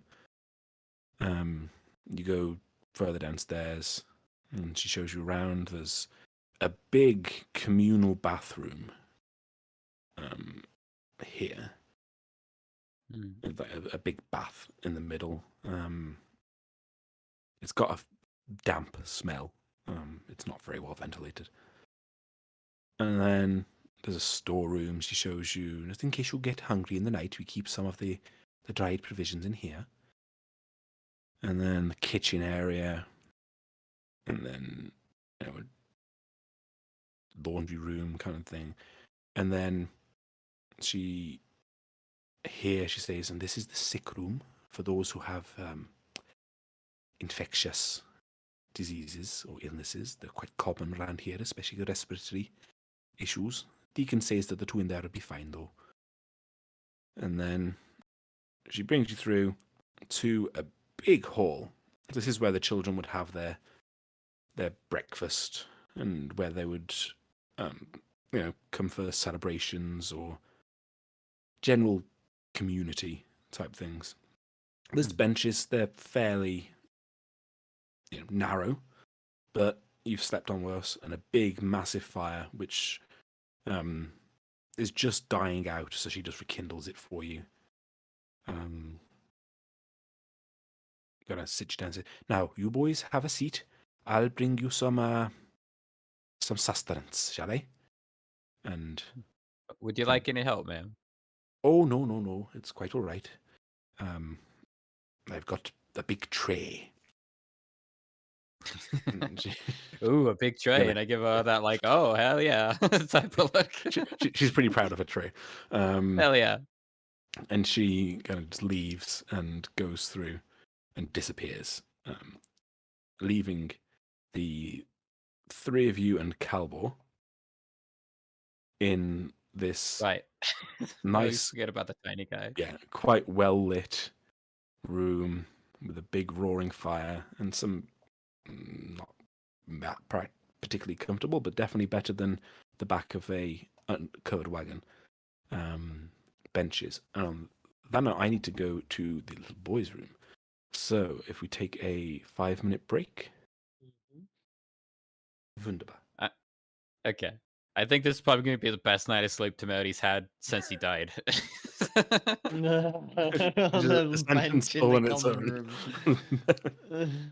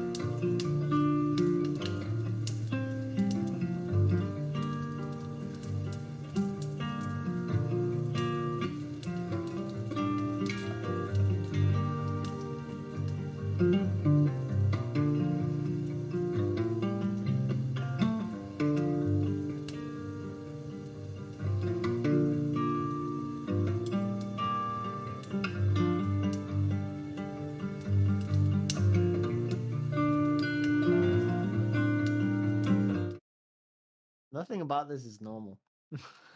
Oh, that's true. I mean, it's- What no? I'm just thinking Melody is somebody's backup character, just in case they die. She's already like so perfectly set to be one. Oh, Yeah, well, I she's do. pretty cool actually. She has a lot more of a like a background than I expected. Like I quite like it. Yeah, a lot larger Like world than she's I was becoming expecting. yeah, she's becoming like a very intriguing character. I'm more interested in her than I am our boss. Yeah. Caliprimpo, whoever the fuck Yeah, I Everyone's know. just forgot poor Calibor. Yeah, how is he reacting to all this? Shell shock. Right. He- He's just sort of he- like Yeah, looking at everyone. Yeah. he's not had to deal with anything like this before. So he's kind of silly rich people. Oh. Yeah, Like so deferring. he's just sort of following like what the hell's going on. So yeah, he's just going along with it. He's lucky I mean, he's paid me to keep him alive. he's not quite been the same since the whole meeting a giant devil thing. yeah. Yeah. So, but he's following you. He's still Just a still alive. Tuesday. It's fine. So you are you're left in this nice warm cozy room. You've been shown where the bathroom basically is, the kitchen is, and the door kind of closes shut as Helithria leaves to go and get you food. All right, so we have to deal with the vineyard, of course. Do you guys fought the shadows with the light? Is that right? Not so much. It just when I don't know.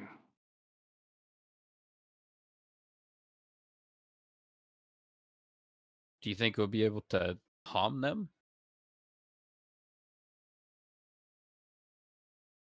I'll admit, when I was talking Didn't about get a shadows, chance to try. I mean, maybe some of my spells might work on it. yeah, probably. You have one damaging spell. I can Well, it might be up to us to occupy them then, if you can disperse them with your magic.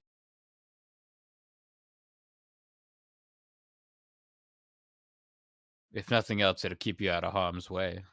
We deal with them. Yeah, I certainly don't want to get too close to them. They pack a punch. And would you say we would have completed a short rest by now? Yes, yeah, I think you. How long's the short rest again? 2 1 hours. hour. What 1 hour? Yeah. You sat chatting. She comes back with a tray, like massive tray. Sets it down, and it's got a big wedge of cheese on it, half of a meat pie, some bread, a few bits of fruit. No, simple fare, but pretty good for an orphanage. And then as she's kind of dishing them out, you see that the tray has hundreds of names written on it. Oh. Like there's barely any space on it, and it's like around the side and the handles. And she kind of gives you all a smile, puts out a flagon of milk, flagon of water. Well, if you need anything else, I'll be upstairs. Just give a knock. But if not, I'll see you boys in the morning. If you're going to do any, and she kind of points at your swords and weapons, then do try and, keep it to a minimum. We don't usually have weapons in here, but given the circumstances, gives you all a Keep little me look. sheathed. We will. We'll keep those sheathed. Yeah, That's we're good, trying not to boys. use them at all. Do you mind if we rearrange these tables a little bit to maybe get them closer Yes, to the yes, fire? as long as you put them back in place for the children's breakfast. Otherwise, you'll have a horde of angry nippers after you. The little ankle biters. Okay. What time is breakfast? We'll make sure it's all in place. Well, we'll start preparing it around 6. 6? Okay. It'll be back in place by 5:40. Wonderful. Well, good night, boys. And Thank you. trundles And- off. Good night, I- Miss Alethria. I grab my bag and then follow after very briefly. When we're out of sight of the others, I'll pull out the very fancy bottle of wine I got from the vineyard My. and be like, thank you for the wine earlier. I managed to swipe this, so if you don't mind pilfered goods, you can consider it a deposit from the young lord back there. Well, we Oh, yeah. obviously don't condone any unsavory activity, but it wouldn't be the first time.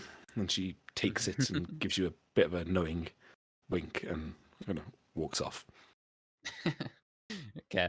Yeah, I'll just turn around and go back to the others, help them with the tables. Or to eat first, I suppose. I was starting to like this woman. I wasn't Yeah. keen on her first. I like her a hell of a lot more than Barry, I tell you that much. Yeah, fucking hell. It's just Fucking Barry in a Barry. wing, just messing Imagine with Barry in a right way. here, right now. Like, fucking hell, he'd be a nuisance. I like that thing that tried to kill me in the vineyard more than I like Barry. Yeah, yeah. Yeah, It was fuck more Barry. interesting. It had a mystery to it, you know? Barry's just fucking. Poor Barry. Barry's just sneezing He up just a wants to storm. impress you. Do better. Fucking loser. You just know that Barry's back in Haven, just telling everyone about how he ran you out of town Yeah. and beat you up. And Bastard. absolutely nobody believes him. Barry, good old Barry. What a Yeah, so fool. you've got some pretty good fare. It's getting nice and cozy, warm, quiet. You start to forget about the night's terrors, Terrors, yeah. though you do pull the curtains extra tight at the foot of the room. Just- Jacob's pulling them close, pulling them tight, and I'll just walk up behind them like, that won't stop them.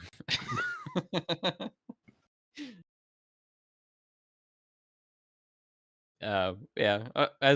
Before we turn into bed for the night, I'll go and get cleaned up in the bathroom. Gotta stay cleanliness and all that. Okay, is it just you going?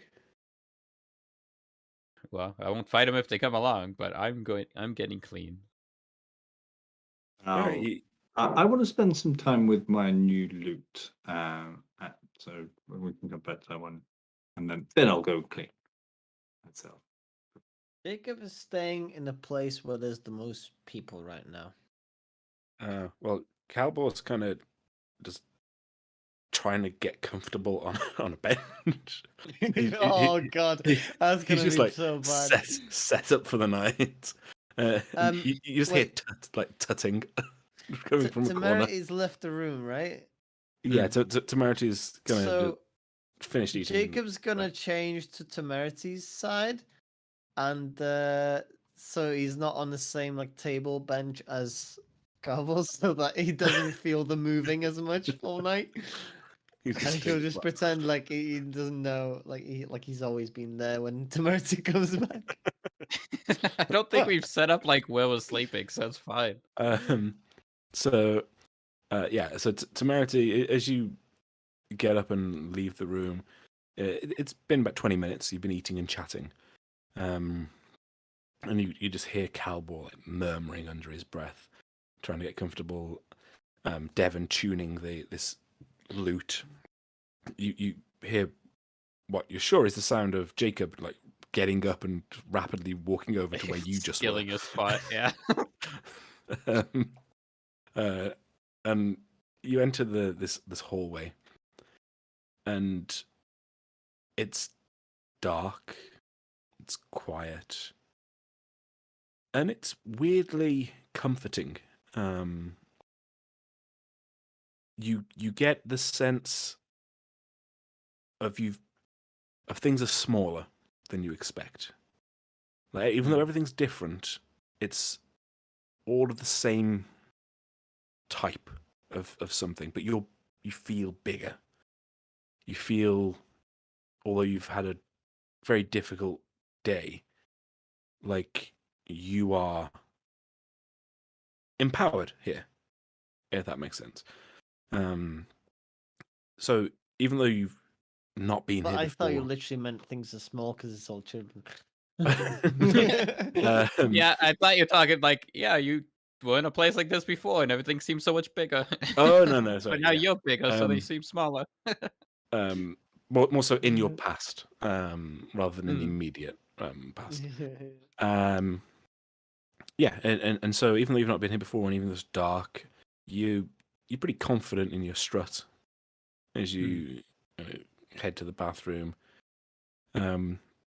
It's a very old house, but some of the rooms have like gas lanterns on the walls, so you could get a reasonable amount of light out of them. I'll take one just to be safe. And so you enter this tiled room, and it's like an old school dormitory bathroom. Up to the north, you've got the privies in typical Roman fashion. Very little privacy.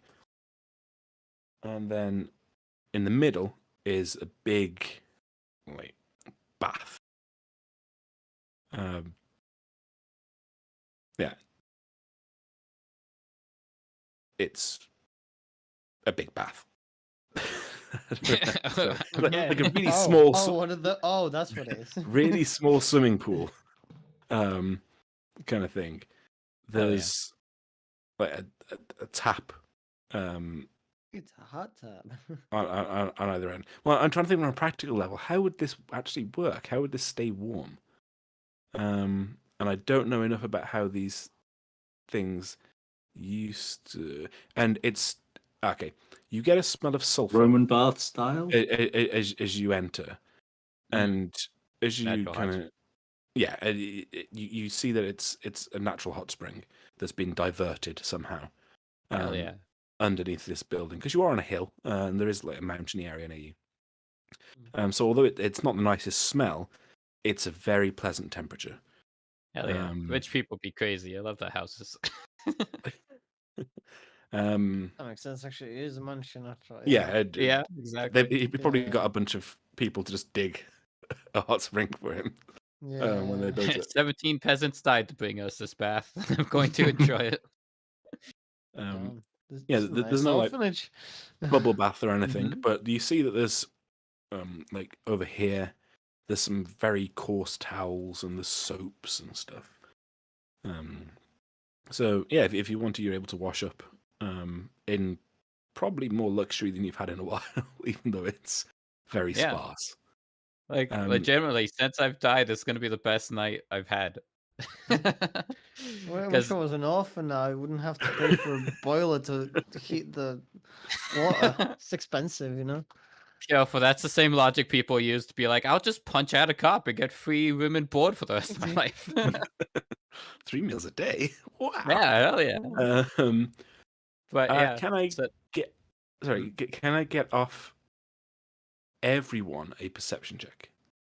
I thought it was going to be a save. Then I was going to be like, "Fuck you." A wisdom saving throw.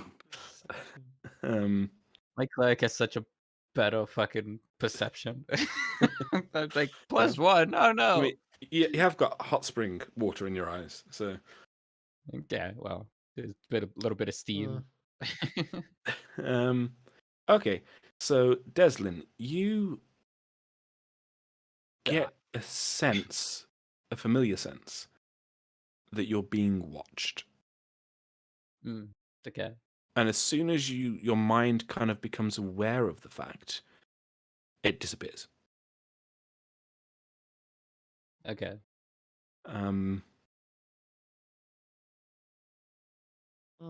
Jacob, you think that you hear the floorboard creak. Oh man, why? Just outside this door. They're under the floor. No. Devon, No, this place was safe. you This place notice is safe. that the third string down on your lute is just a bit out of tune.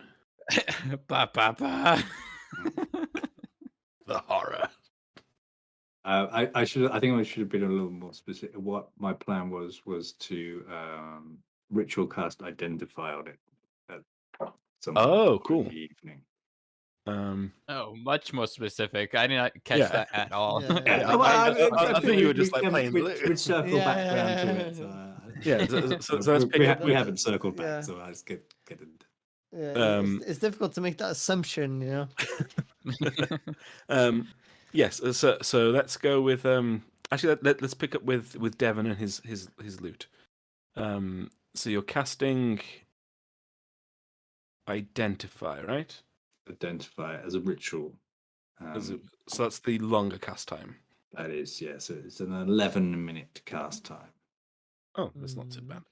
Can you refresh my memory as to the terms of identify? Or I could just put it from your.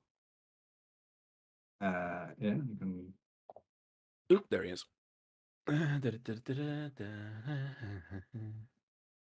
Okay. Oh, that's a really good spell. Mhm. Oh yeah, I remember this. I kept casting it like on the wrong thing when I was playing Fan or something. That's possible.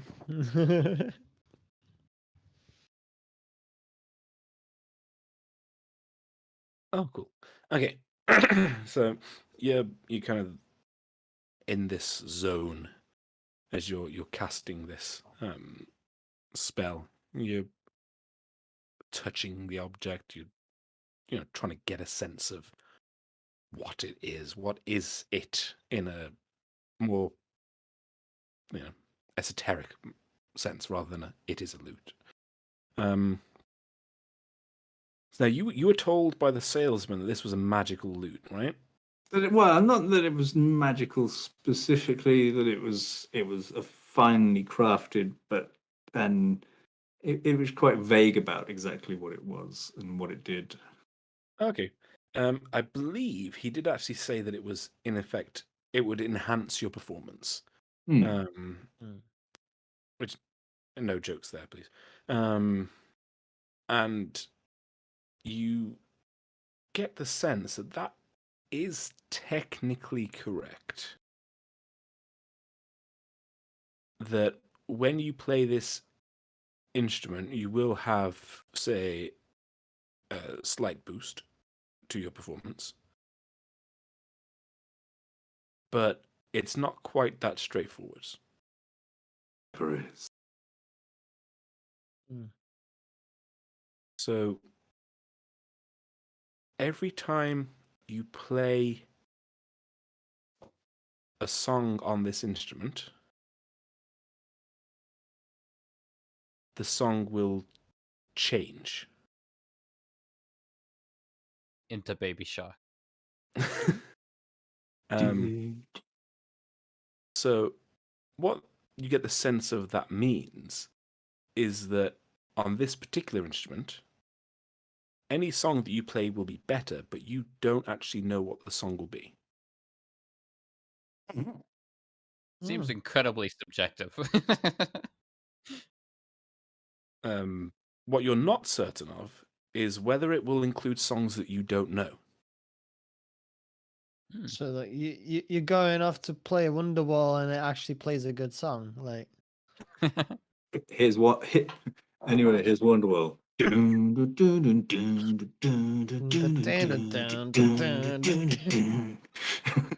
Basically, yes. But you have no idea as to what the song will be. And indeed, at this point, you don't know if it's even limited to songs that you know in your repertoire. We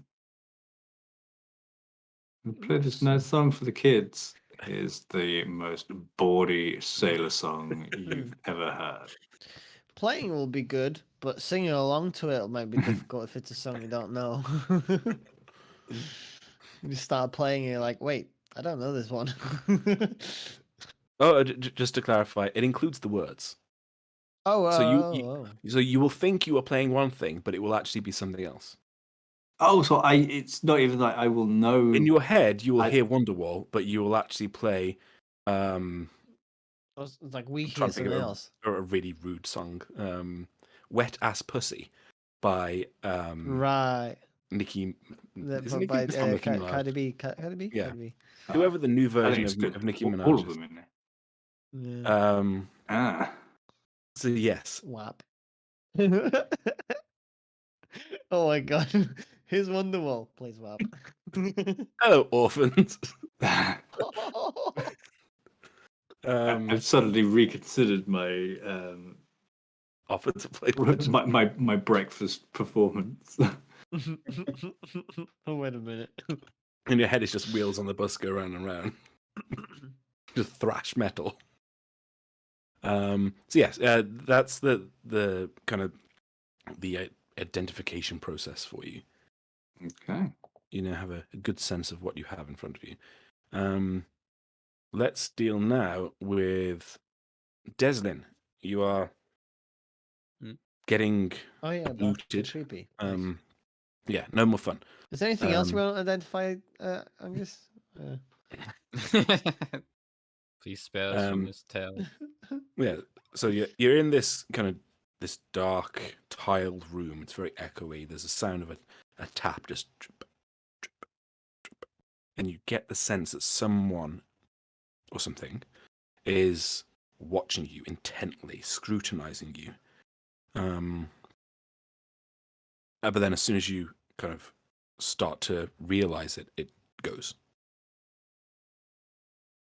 Hanging on the borders of my perception. Okay, well, unless it wants to make a move, I'm not exactly going to go around punching walls, so I'll finish my business. I'll keep both the light and the can blade sheathed near me, and I'll clean up and then get dry off, get back dressed, and then head back to the others. This thing wants to peep, it could feel free. Put on a bit of a show. You You can look, but No, you can't touch. I behave myself in this house of children. Yeah, you Yeah, this is just a child peeping. Exactly. You're like, wait a You- minute, shit. you get cleaned up. You're feeling refreshed, and your chest wound feels squeaky clean. And yeah, you make your way out. It wiggles because it's clean and happy. You deposit the towel in there's like a hamper type thing. You very respectfully kind of fold it up and put it there, and then Walk in on Devon playing. Wiggle, Ma- wiggle, wiggle, wiggle, wiggle. Yeah. that's yeah. Let's deal with Jacob. Gangnam Style.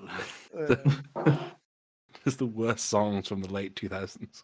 Yeah, basically, yeah. You have heard what you're certain is the sound of a floorboard creaking just outside the door.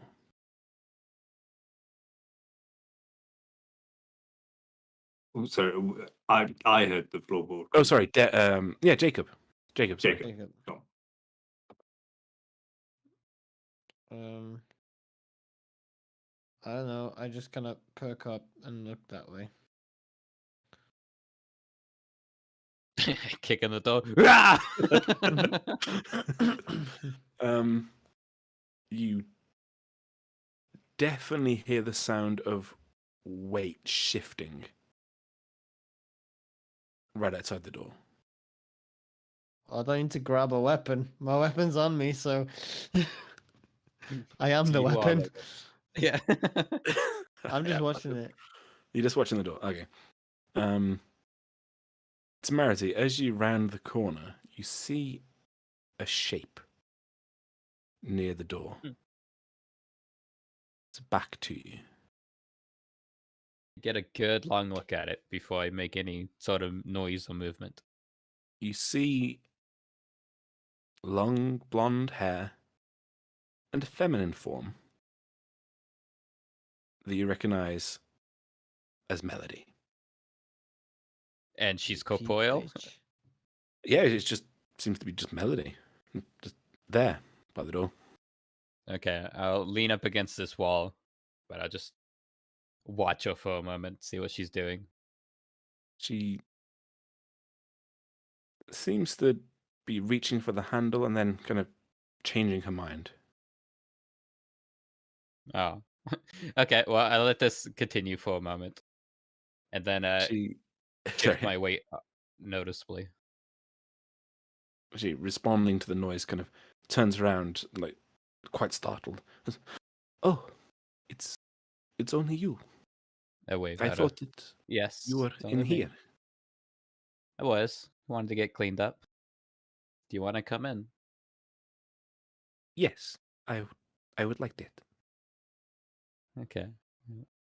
Well, follow me, I suppose, and I'll come show her how to open a door, and then just continue on it. You see Jacob's the just door handle depress. And Jacob's I hope it feels just, better. Jacob's like half laying down on the bench, like his hiding head is behind just Calvo. popping up over the table. Like you just see the hat in the head, and he's like ready to spring up. Yeah, as you enter Temerity, you see just the head of Jacob. Melody sees it and kind of lets out a little laugh. Like I don't know how to do a girl laugh.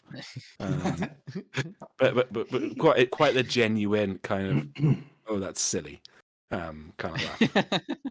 Just a fucking cowboy head acting like a child. First time dealing with death, Jacob. Death incarnate, I suppose. No, not death. Just magical things and unknown magical things. Usually, I've had a very limited experience with magic, and that's usually being very predictable things. People, you know, making some light here, fire here, things like that, maybe. Some wind What? and things. If I can make a Whatever. light observation here, why do you think of magic much like fire? Force of nature. Be a bit unpredictable, but it could be used just as much for good as for evil. And it's just a part of the world. Yeah, Perhaps if you think well, of I it like mean, that, it won't be so it's not the scary. magic itself that scares me. It's just, I don't do any, so it's like watching someone play with fire, you don't know what's gonna happen. You don't want them near your house. I mean, you want some fire near your house, and I point to the Yeah, that's fine. You fireplace. can have the fire, but you don't want anybody playing with fire near your house, And nobody that you don't know. I mean, Weird. Given the amount of devils and tieflings that Timothy grew up around, he's like, well, fire isn't that bad. It hurts me, I guess, but I'm not sure your metaphor works quite as well as you think it does, Jake. I shrug. Anyway, this one's with us now, and I point to the girl. Yeah, as you're kind of having this weird conversation, she's gonna smiling. She gives a nod to Devon as she sees you in the corner. She walks over past Calbor and kind of just, who's seemingly asleep already, kind of looks down at him and walks past him and warms a hand over by the fire. You want to make a gnomish burrito? We just roll him up in so many blankets and put him somewhere. It'll be a trip when he wakes up, trust me. Wait, Nah, I'm is kidding. he asleep already? I thought he wouldn't sleep all night on this thing. I think you're thinking about yourself, my man. I mean, yeah. He just passed out. it Yeah. seems. Lost consciousness. Devon's like laying on the bench with his feet up on the table and it's just sort of laying on his back, strumming his lute quietly and just not really like playing a song. Well, he's got no idea what he's playing. Not intentionally attempting to play a song, just Yeah, it's just noodling at the noodler. Noodling. exactly. Noodling. Yeah, she walks over and she comes and she sits down by Jacob and helps herself to a slice of cheese.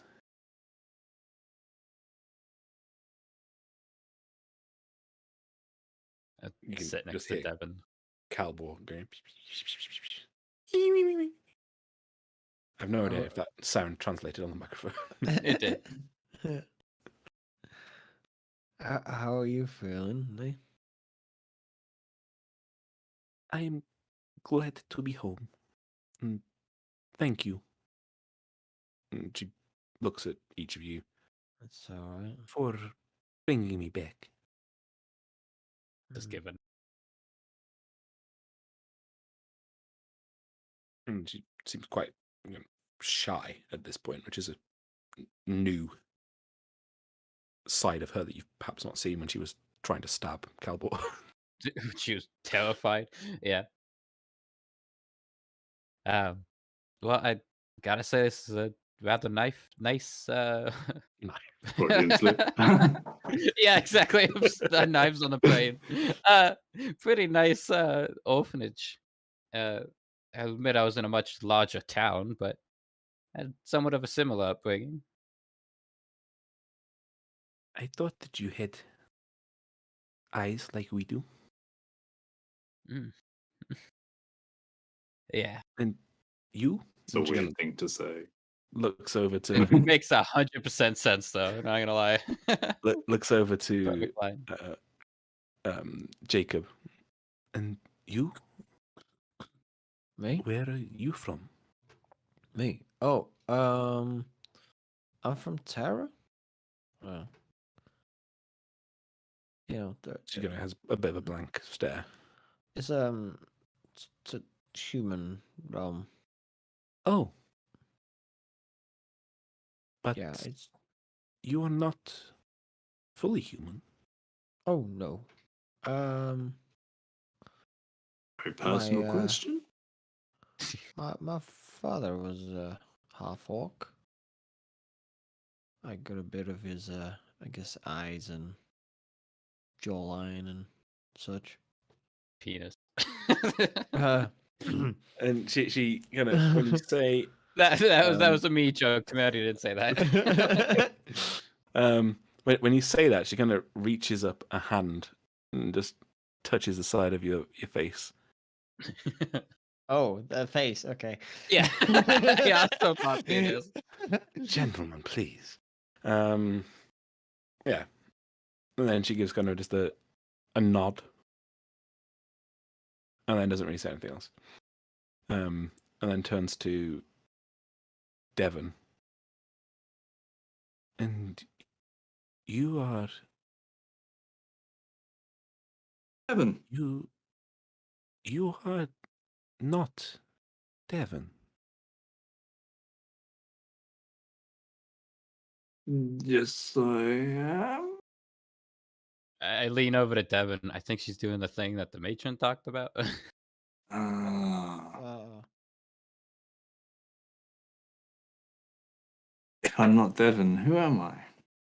Jacob sits up and maybe moves like half a feet further away from her. And so sort of Just Devon sort of slowly, sits up from his reclined position and Yeah. stops playing at this question. I look more relaxed than ever. And she gets like a furled brow and almost scrunches up her nose as she's trying to remember something. I don't know, but you are not Devon. How would you even know that? How would If it you were even hypothetically true. like? How can I you can neither say confirm nor that deny. after just meeting us? You are bright. You have big souls, I think. When I am calm and safe, I can hear what they say. What our souls say? Souls? I think that is what it is. Oh. Everyone has, and she kind of gestures at her heart. A voice that talks. What happens when you're not calm and safe? Oh, well, then I can't hear. Oh. There's too much. Interesting. But you So- three so- are calm. So It what's is my nice. heart saying right now? Like, is it, am I hungry or am I? And she kind of laughs again. It's It's not gonna fail on me anytime soon, is it? I wouldn't want like a heart attack in the coming years or anything. and she again like seems to almost belly laugh. That is not alarmingly loud, but it kind of comes out of nowhere. No, that is not what it says. Damn it. Well, okay. Well, What does it say? Well, it would be rude for me to say what each of your hearts say to the other. It's, and she looks a bit shy at this point. Private. oh yeah, maybe. What if I give my permission to say what my heart's? You are complicated, though.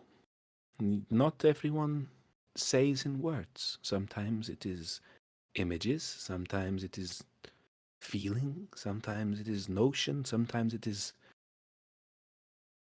anger or sadness or happiness, or everyone is a bit different. I mean, Do me next. Do me next. You? Yeah. Sorry, carry on. No, it's fine. Go. I need to form my words anyway. You are.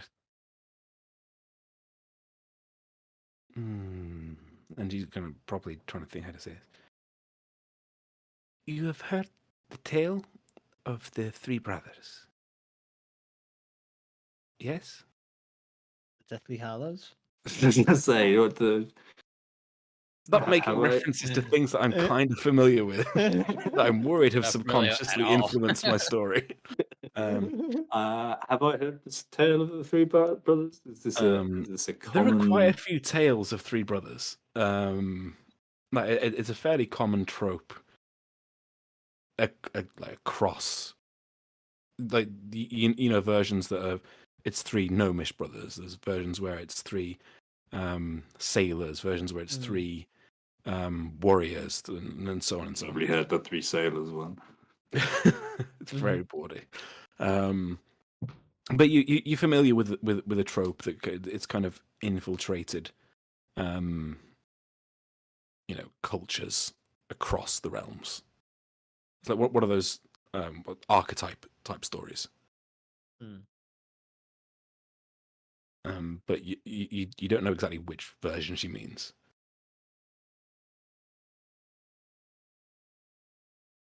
And what's sort of the gist of this tale of the three brothers? What should I? Can I get a history?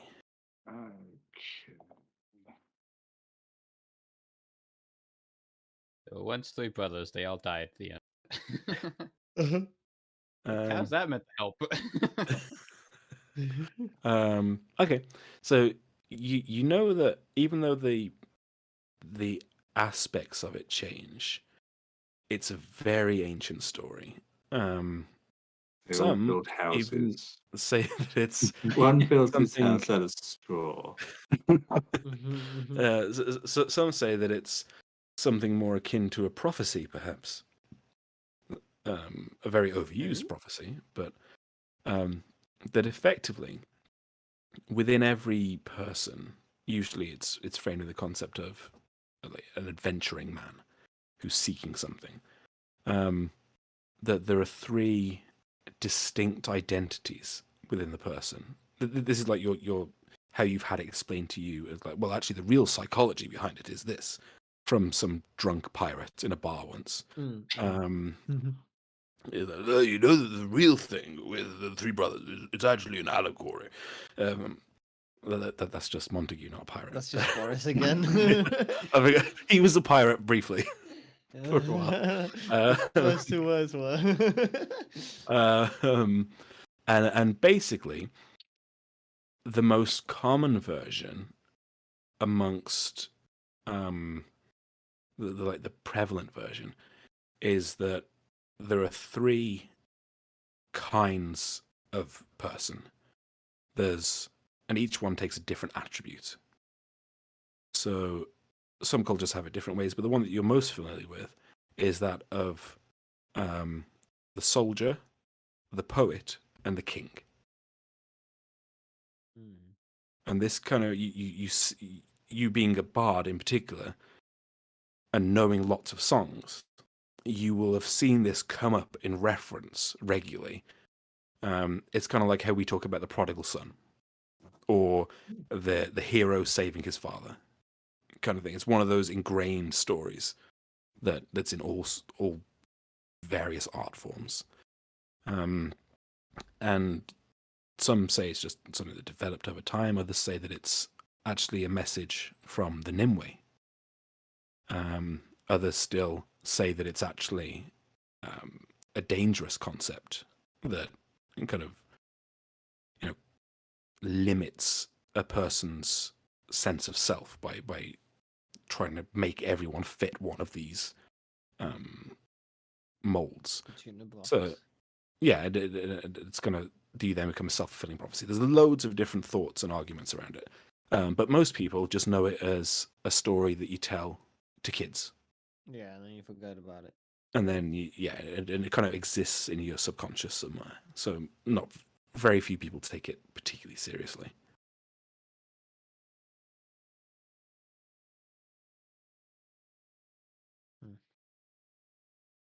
Well, yeah, I'm vaguely familiar. Well, it is, you are them in your souls. You, Devon, you are the poet. And you, and looks over at Temerity, you are the soldier. And then she looks up at Jacob, and you are the king. Hell yeah. Hell yeah. That's what I'm talking about. Where's my crown? I love you, Carl. Hell yeah. But I What does I that don't mean, mean though? well, it is not an actual king. Well, maybe you are. I don't know you, but you don't act like one. It is a Not that I've seen. way of how you think, how you behave. But it is all three are good. There are others who have dull souls, and she kind of looks over at where Calbor is sleeping. They are not bad, but they are not great. Let me just ask, because I didn't really grow up in a very Educated. contemporary environment where you tell stories to children, like popular things. The king is a leader in a story, or what There are exactly we're talking here? different versions. The one that I tell to the children is the poet is a man of words and compassion. The soldier is a protector. He is sometimes harsh, but he fights to protect. The king, well, sometimes he is also the fool, where he wants to be the man in charge of everything. And some stories that is his downfall. In others, it is that he is the man who, although flawed, will achieve the greatest things. He longs to be independent and have no master over him. Sometimes this is his downfall, other times it leads him to find happiness in places you wouldn't expect. It depends on story. Sometimes for smaller children, a simpler, happier story. For older children, a story with a lesson. Jacob just looks around at the other two, like as if she just painted the world in color for him. Like, Oh, that's awesome. Hell yeah. Trinity's just staring at you, trying to figure it out. Puzzle. I mean, the poet's a little bit on the nose, don't you think? Yeah, I mean, mine Because- seem to fit just fine as well. Yeah. If the cat fits and all that, I suppose. Well, the poet is not just the words for entertainment. And she looks at the lute. The poet is the words that shape existence. In the old stories, he breathes life to the world. You know. And she just looks at you expectantly. Mm-hmm. life to the world? What's she talking about? Well, change, creation, Oh, music. You have to. And she kind of nods and gives you a not impressed look to Merity, but yeah, he knows what I'm on about. Kind of look. You use words for creating, but also for destroying. Words are very powerful. Words have control. So it is not just you play the pretty music. Your soul tells me that you can be good, you can be bad, like words. But I think that you are good.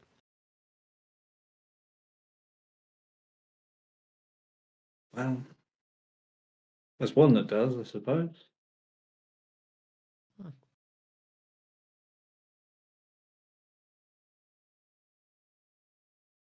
I think you're fine.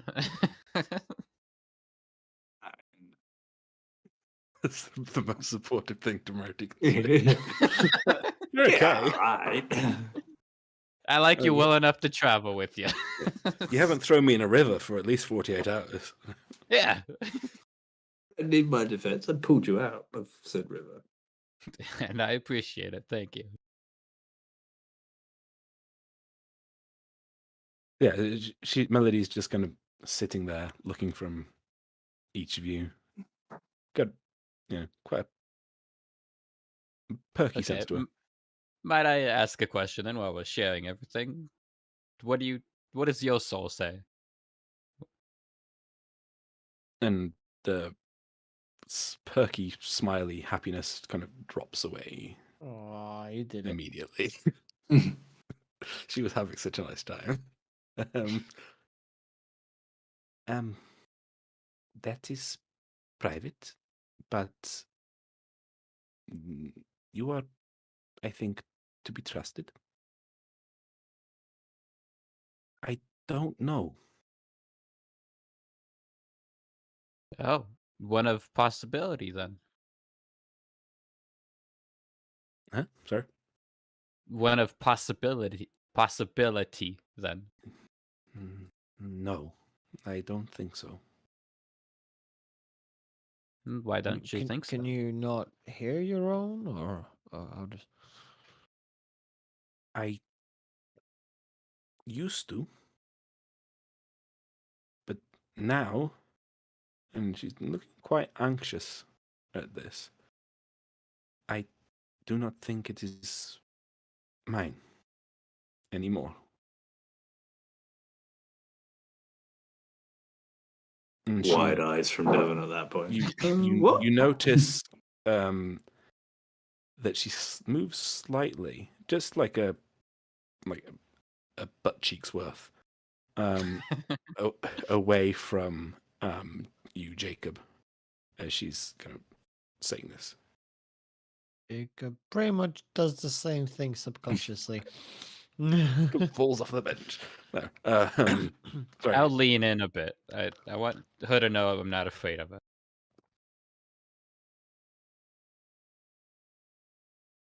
In like a comforting way. Not that I'm gonna try to box her, but that like somebody is let here. Yeah, she kind of awkwardly looks up and forces a bit of a smile.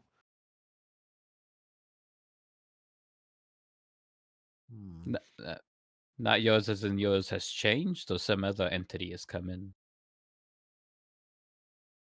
I don't know. It's difficult to talk about.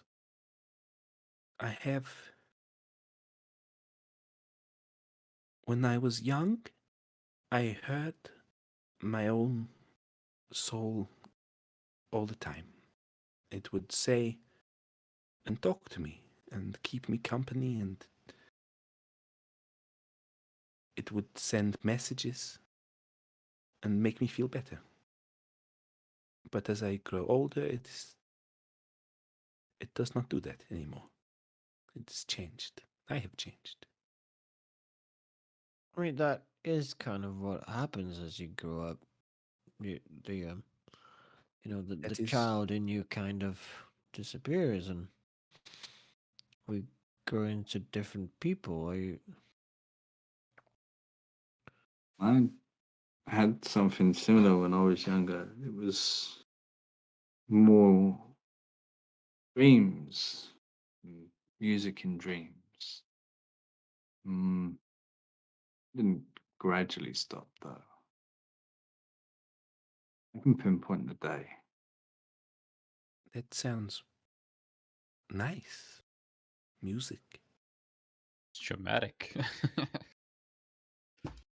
I Miss it don't most hear nights. music. It was part of you and then it's gone. But it may not have changed. My soul has changed. It is not just becoming older. And I hope that is not it, because then that is all I have to look forward to.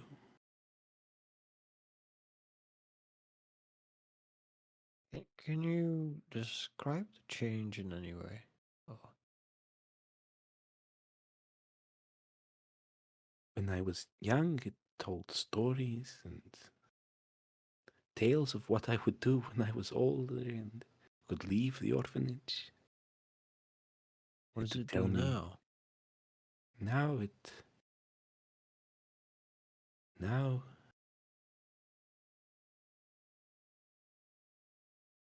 tells me of its hunger.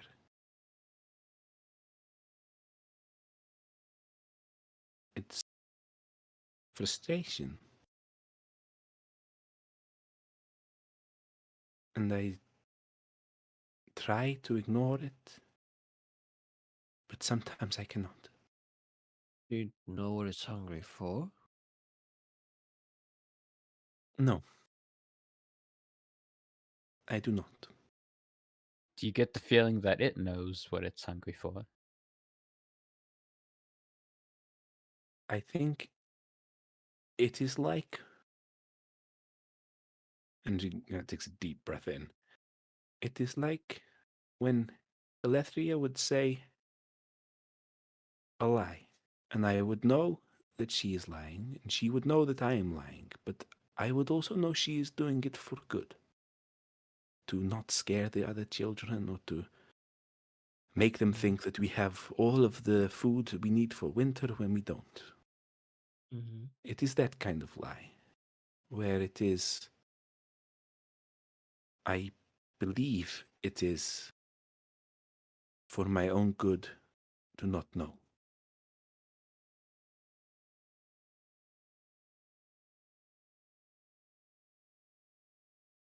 Mm.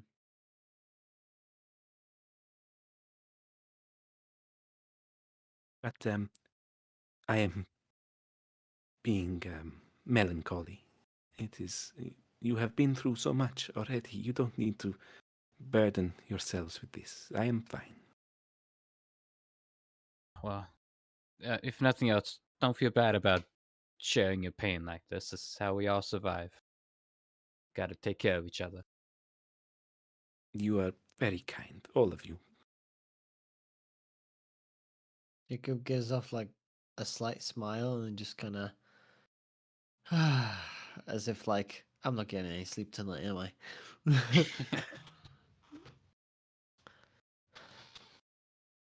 But it is late, and you must rest. So I will leave you now. And she kind of stands up and straightens out her dress. And as she's leaving, she looks back. And I'm very glad that you came and that I have met you. Tomorrow the deacon will come and we will see what he has to say. In response to a comment, I just give like a little smile and a bow. Nice. Been nice to meet you as well. And she Yeah. opens the door and walks out into the darkness. Joe was gonna Good night, slowly. Jacob's gonna slowly get up and just like very slowly walk towards the door. Maybe Okay. peep through the keyhole if there's one. Anything? You're I don't know if there is a key. Yeah, there would be on this door. It's very dark. Right. She's not got a light with her. She's seeming she knows this place like the back of her hand. Mm-hmm. But you distinctly see her form moving this way. Mm-hmm. Disappear And into just the sight. shit. And If there's a then yeah. sorry, Karen. No, you go. No, I just say, and then after a little while, you hear the sound of a door opening. Mm-hmm. What were you going to say? Sorry. I was gonna say, if there's a possibility, Jacob's gonna lock the door and get back to.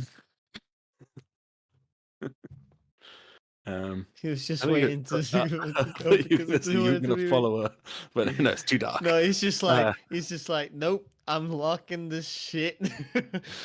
Nothing's coming in. There isn't a lock on. Well, there's like a lock, but there's no key. Great. On the door. Okay. There's no lock. Well, yeah, if it makes you feel better, why don't we Does take the door open rest and inwards or watch? outwards? The door opens outward. No, there's another door here. So inwards. Inwards.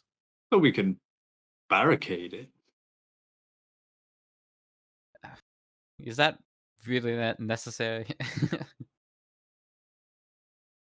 Like, we might be the most able to protect people here, and if they can't get to us and get mauled on the outside of the door. Now, granted, I don't think anything is gonna maul anybody in here. I think we're safe. Look, why don't we just take our rest in watches? You can sleep close to the fire, Jacob. The warmth and light should protect you. Oh, I don't know. Mr. No has fallen asleep over there, and he's probably. I don't know. Has he been moving a lot? He's just dead. Turning and things. No, he's just like curled up in a little ball on the edge of this bench. He's got his like travel cloak underneath his head, like one of the blankets from the orphanage over the top of him. He's just out for it. Well, Like, he there's seems plenty to of have. space. He seems to have adapted to sleeping rough somehow. I thought it would take years for him to do that, but yeah, I'll go near the fire. Sleeping rough. We have 4 walls, roof, nice warm fire, warm fire. blankets. No, This, like, this is no, the least rough for rough him. sleeping we've done Yeah, so rough for far, him. apart from the Totally. night at the halcyon. I'm talking from his perspective, you know. Yeah. Yeah, for Like him, I it's sleep on in the- sleeping bags and shit. That's fine. It's just he's sleeping on a bench, like, and he's like, you know, he's a guy that had this as a mansion, and he's sleeping on a Mhm. bench. You know, like, Yeah, definitely. you know, he's not sleeping in a bed, basically. Doesn't have 14 sirens singing to him every night. Mm. But yeah. I don't know. We'll take watches. We'll go to bed. Does anyone have anything else to do that they want to do tonight? Um, no, simply regain hit points and battle slots ready So the for long rest bit. whatever the hell we're gonna do tomorrow. Okay. Melody's interesting, eh? Oh, incredibly. I'm so very confused. Mm. It's one of the more interesting things we've seen over the past couple of days. There's been many interesting things we've seen in the past couple of days. Well, yeah, fair enough. I suppose I'm just senile to the devils.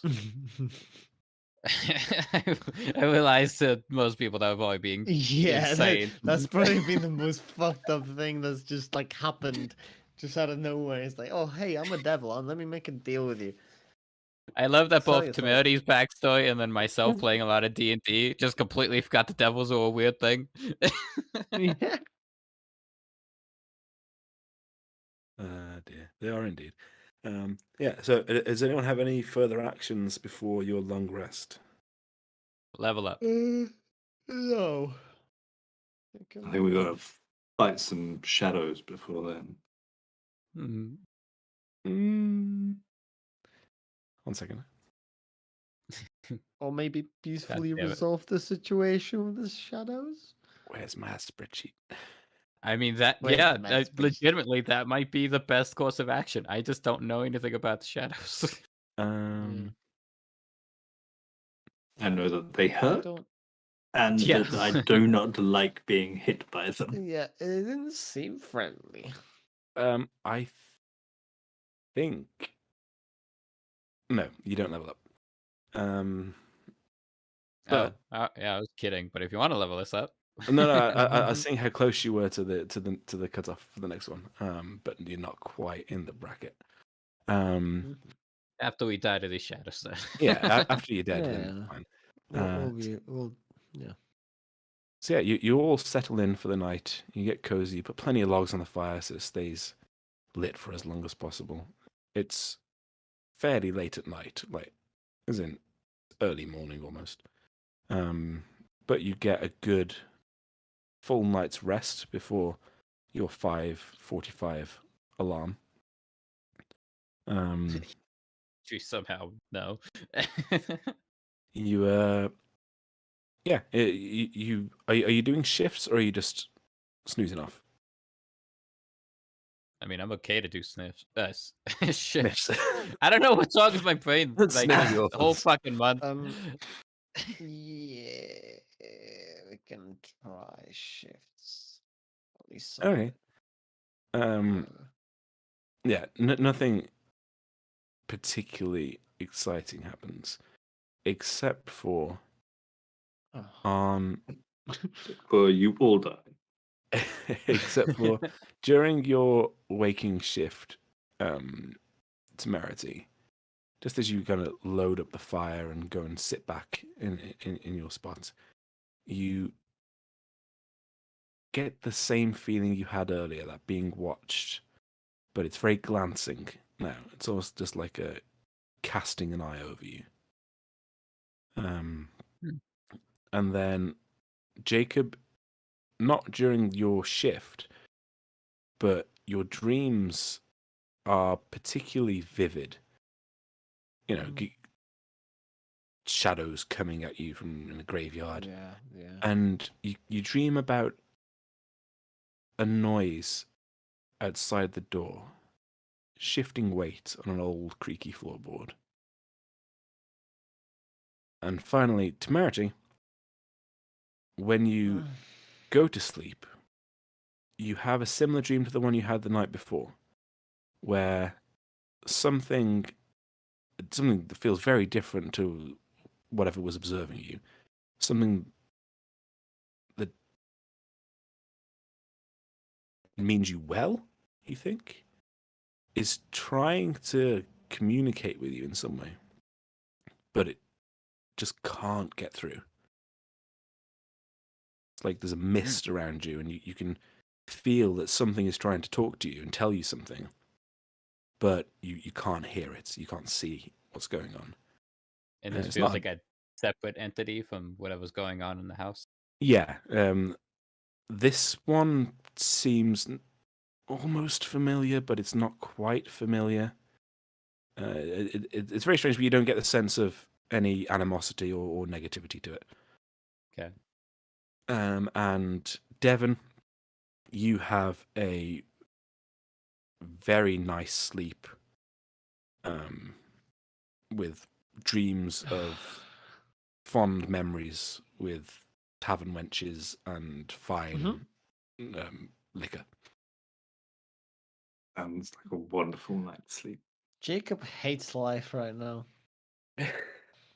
Oh, and each of you, as you're drifting off to slumber, you think and reflect on what Melody has said around your roles, your souls, and the soldier, the poet, and the king.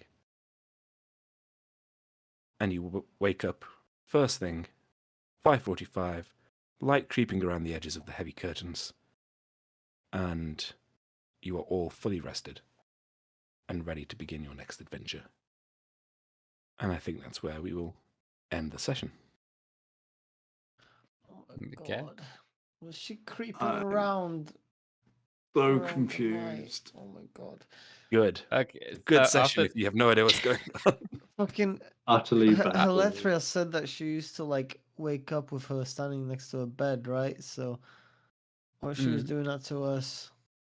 I mean no, because I- she'd be behind the door doing it because we had someone up, so I think there are multiple spirits involved here. I think there's a protective one around the orphanage. And then who knows how many more. But yeah, I don't there's know all what's sorts of happening. there's a I whole don't- dimension of like a whole community and Spirits and fate spirits and shit here. Like there's there's a metric whole ton other of orphanage of spirits. It's just a ghost orphanage down the road. Yeah. It's it's the upside down from Stranger Things, and it's just like everything here is like, yeah. Okay. Yeah. So I don't know. I could be completely missing the mark, but when Michael said one just glanced at you, and now it's kind of leaving you alone. I'm like, that sounds like a protective spirit that's just making sure we're okay, and I'm on the level. But I don't know. That's just what my instincts are telling me. Mm. Probably multiple spirits, and at least one of them is malicious, but I think one of them is not so malicious. Yeah, Jacob is not trusting any spirits right now. What's the worst that If happened? If Never it's died? dead, You it never should see stay them. dead. yeah. That's Jacob's thing. It's like that. This is fucked up. This is not right. But yeah. I can either punch it or it doesn't exist. With I'll stop the stream. Thank you to anyone who is actually there or is watching the highlights of this. And thank you to XXX69 full stop online, who is informing us that their private photos are available on this site. So that's really great feedback for us as we continue our adventure. Thank you. Wait, that What's that? rhymes. 69 online something? That's Just in the chat, some spam on Twitch. I didn't see that. Ah. Yeah, me I neither. didn't either earlier, but maybe it was. Oh no, it's on YouTube's. Oh, I don't see it on YouTube's either. oh, it's Yeah. okay. It's showing up in the chat thing in Restream. Either way. I was on top chat, not a live chat. Oh well, there you go. Mm, But yes, good session, everyone. We'll pick up next session with the Deacon and the bright light of day, and see how things seem. Hey, Michael, you're a really Yes. good DM. Ah, you sweet ass. Right, stopping.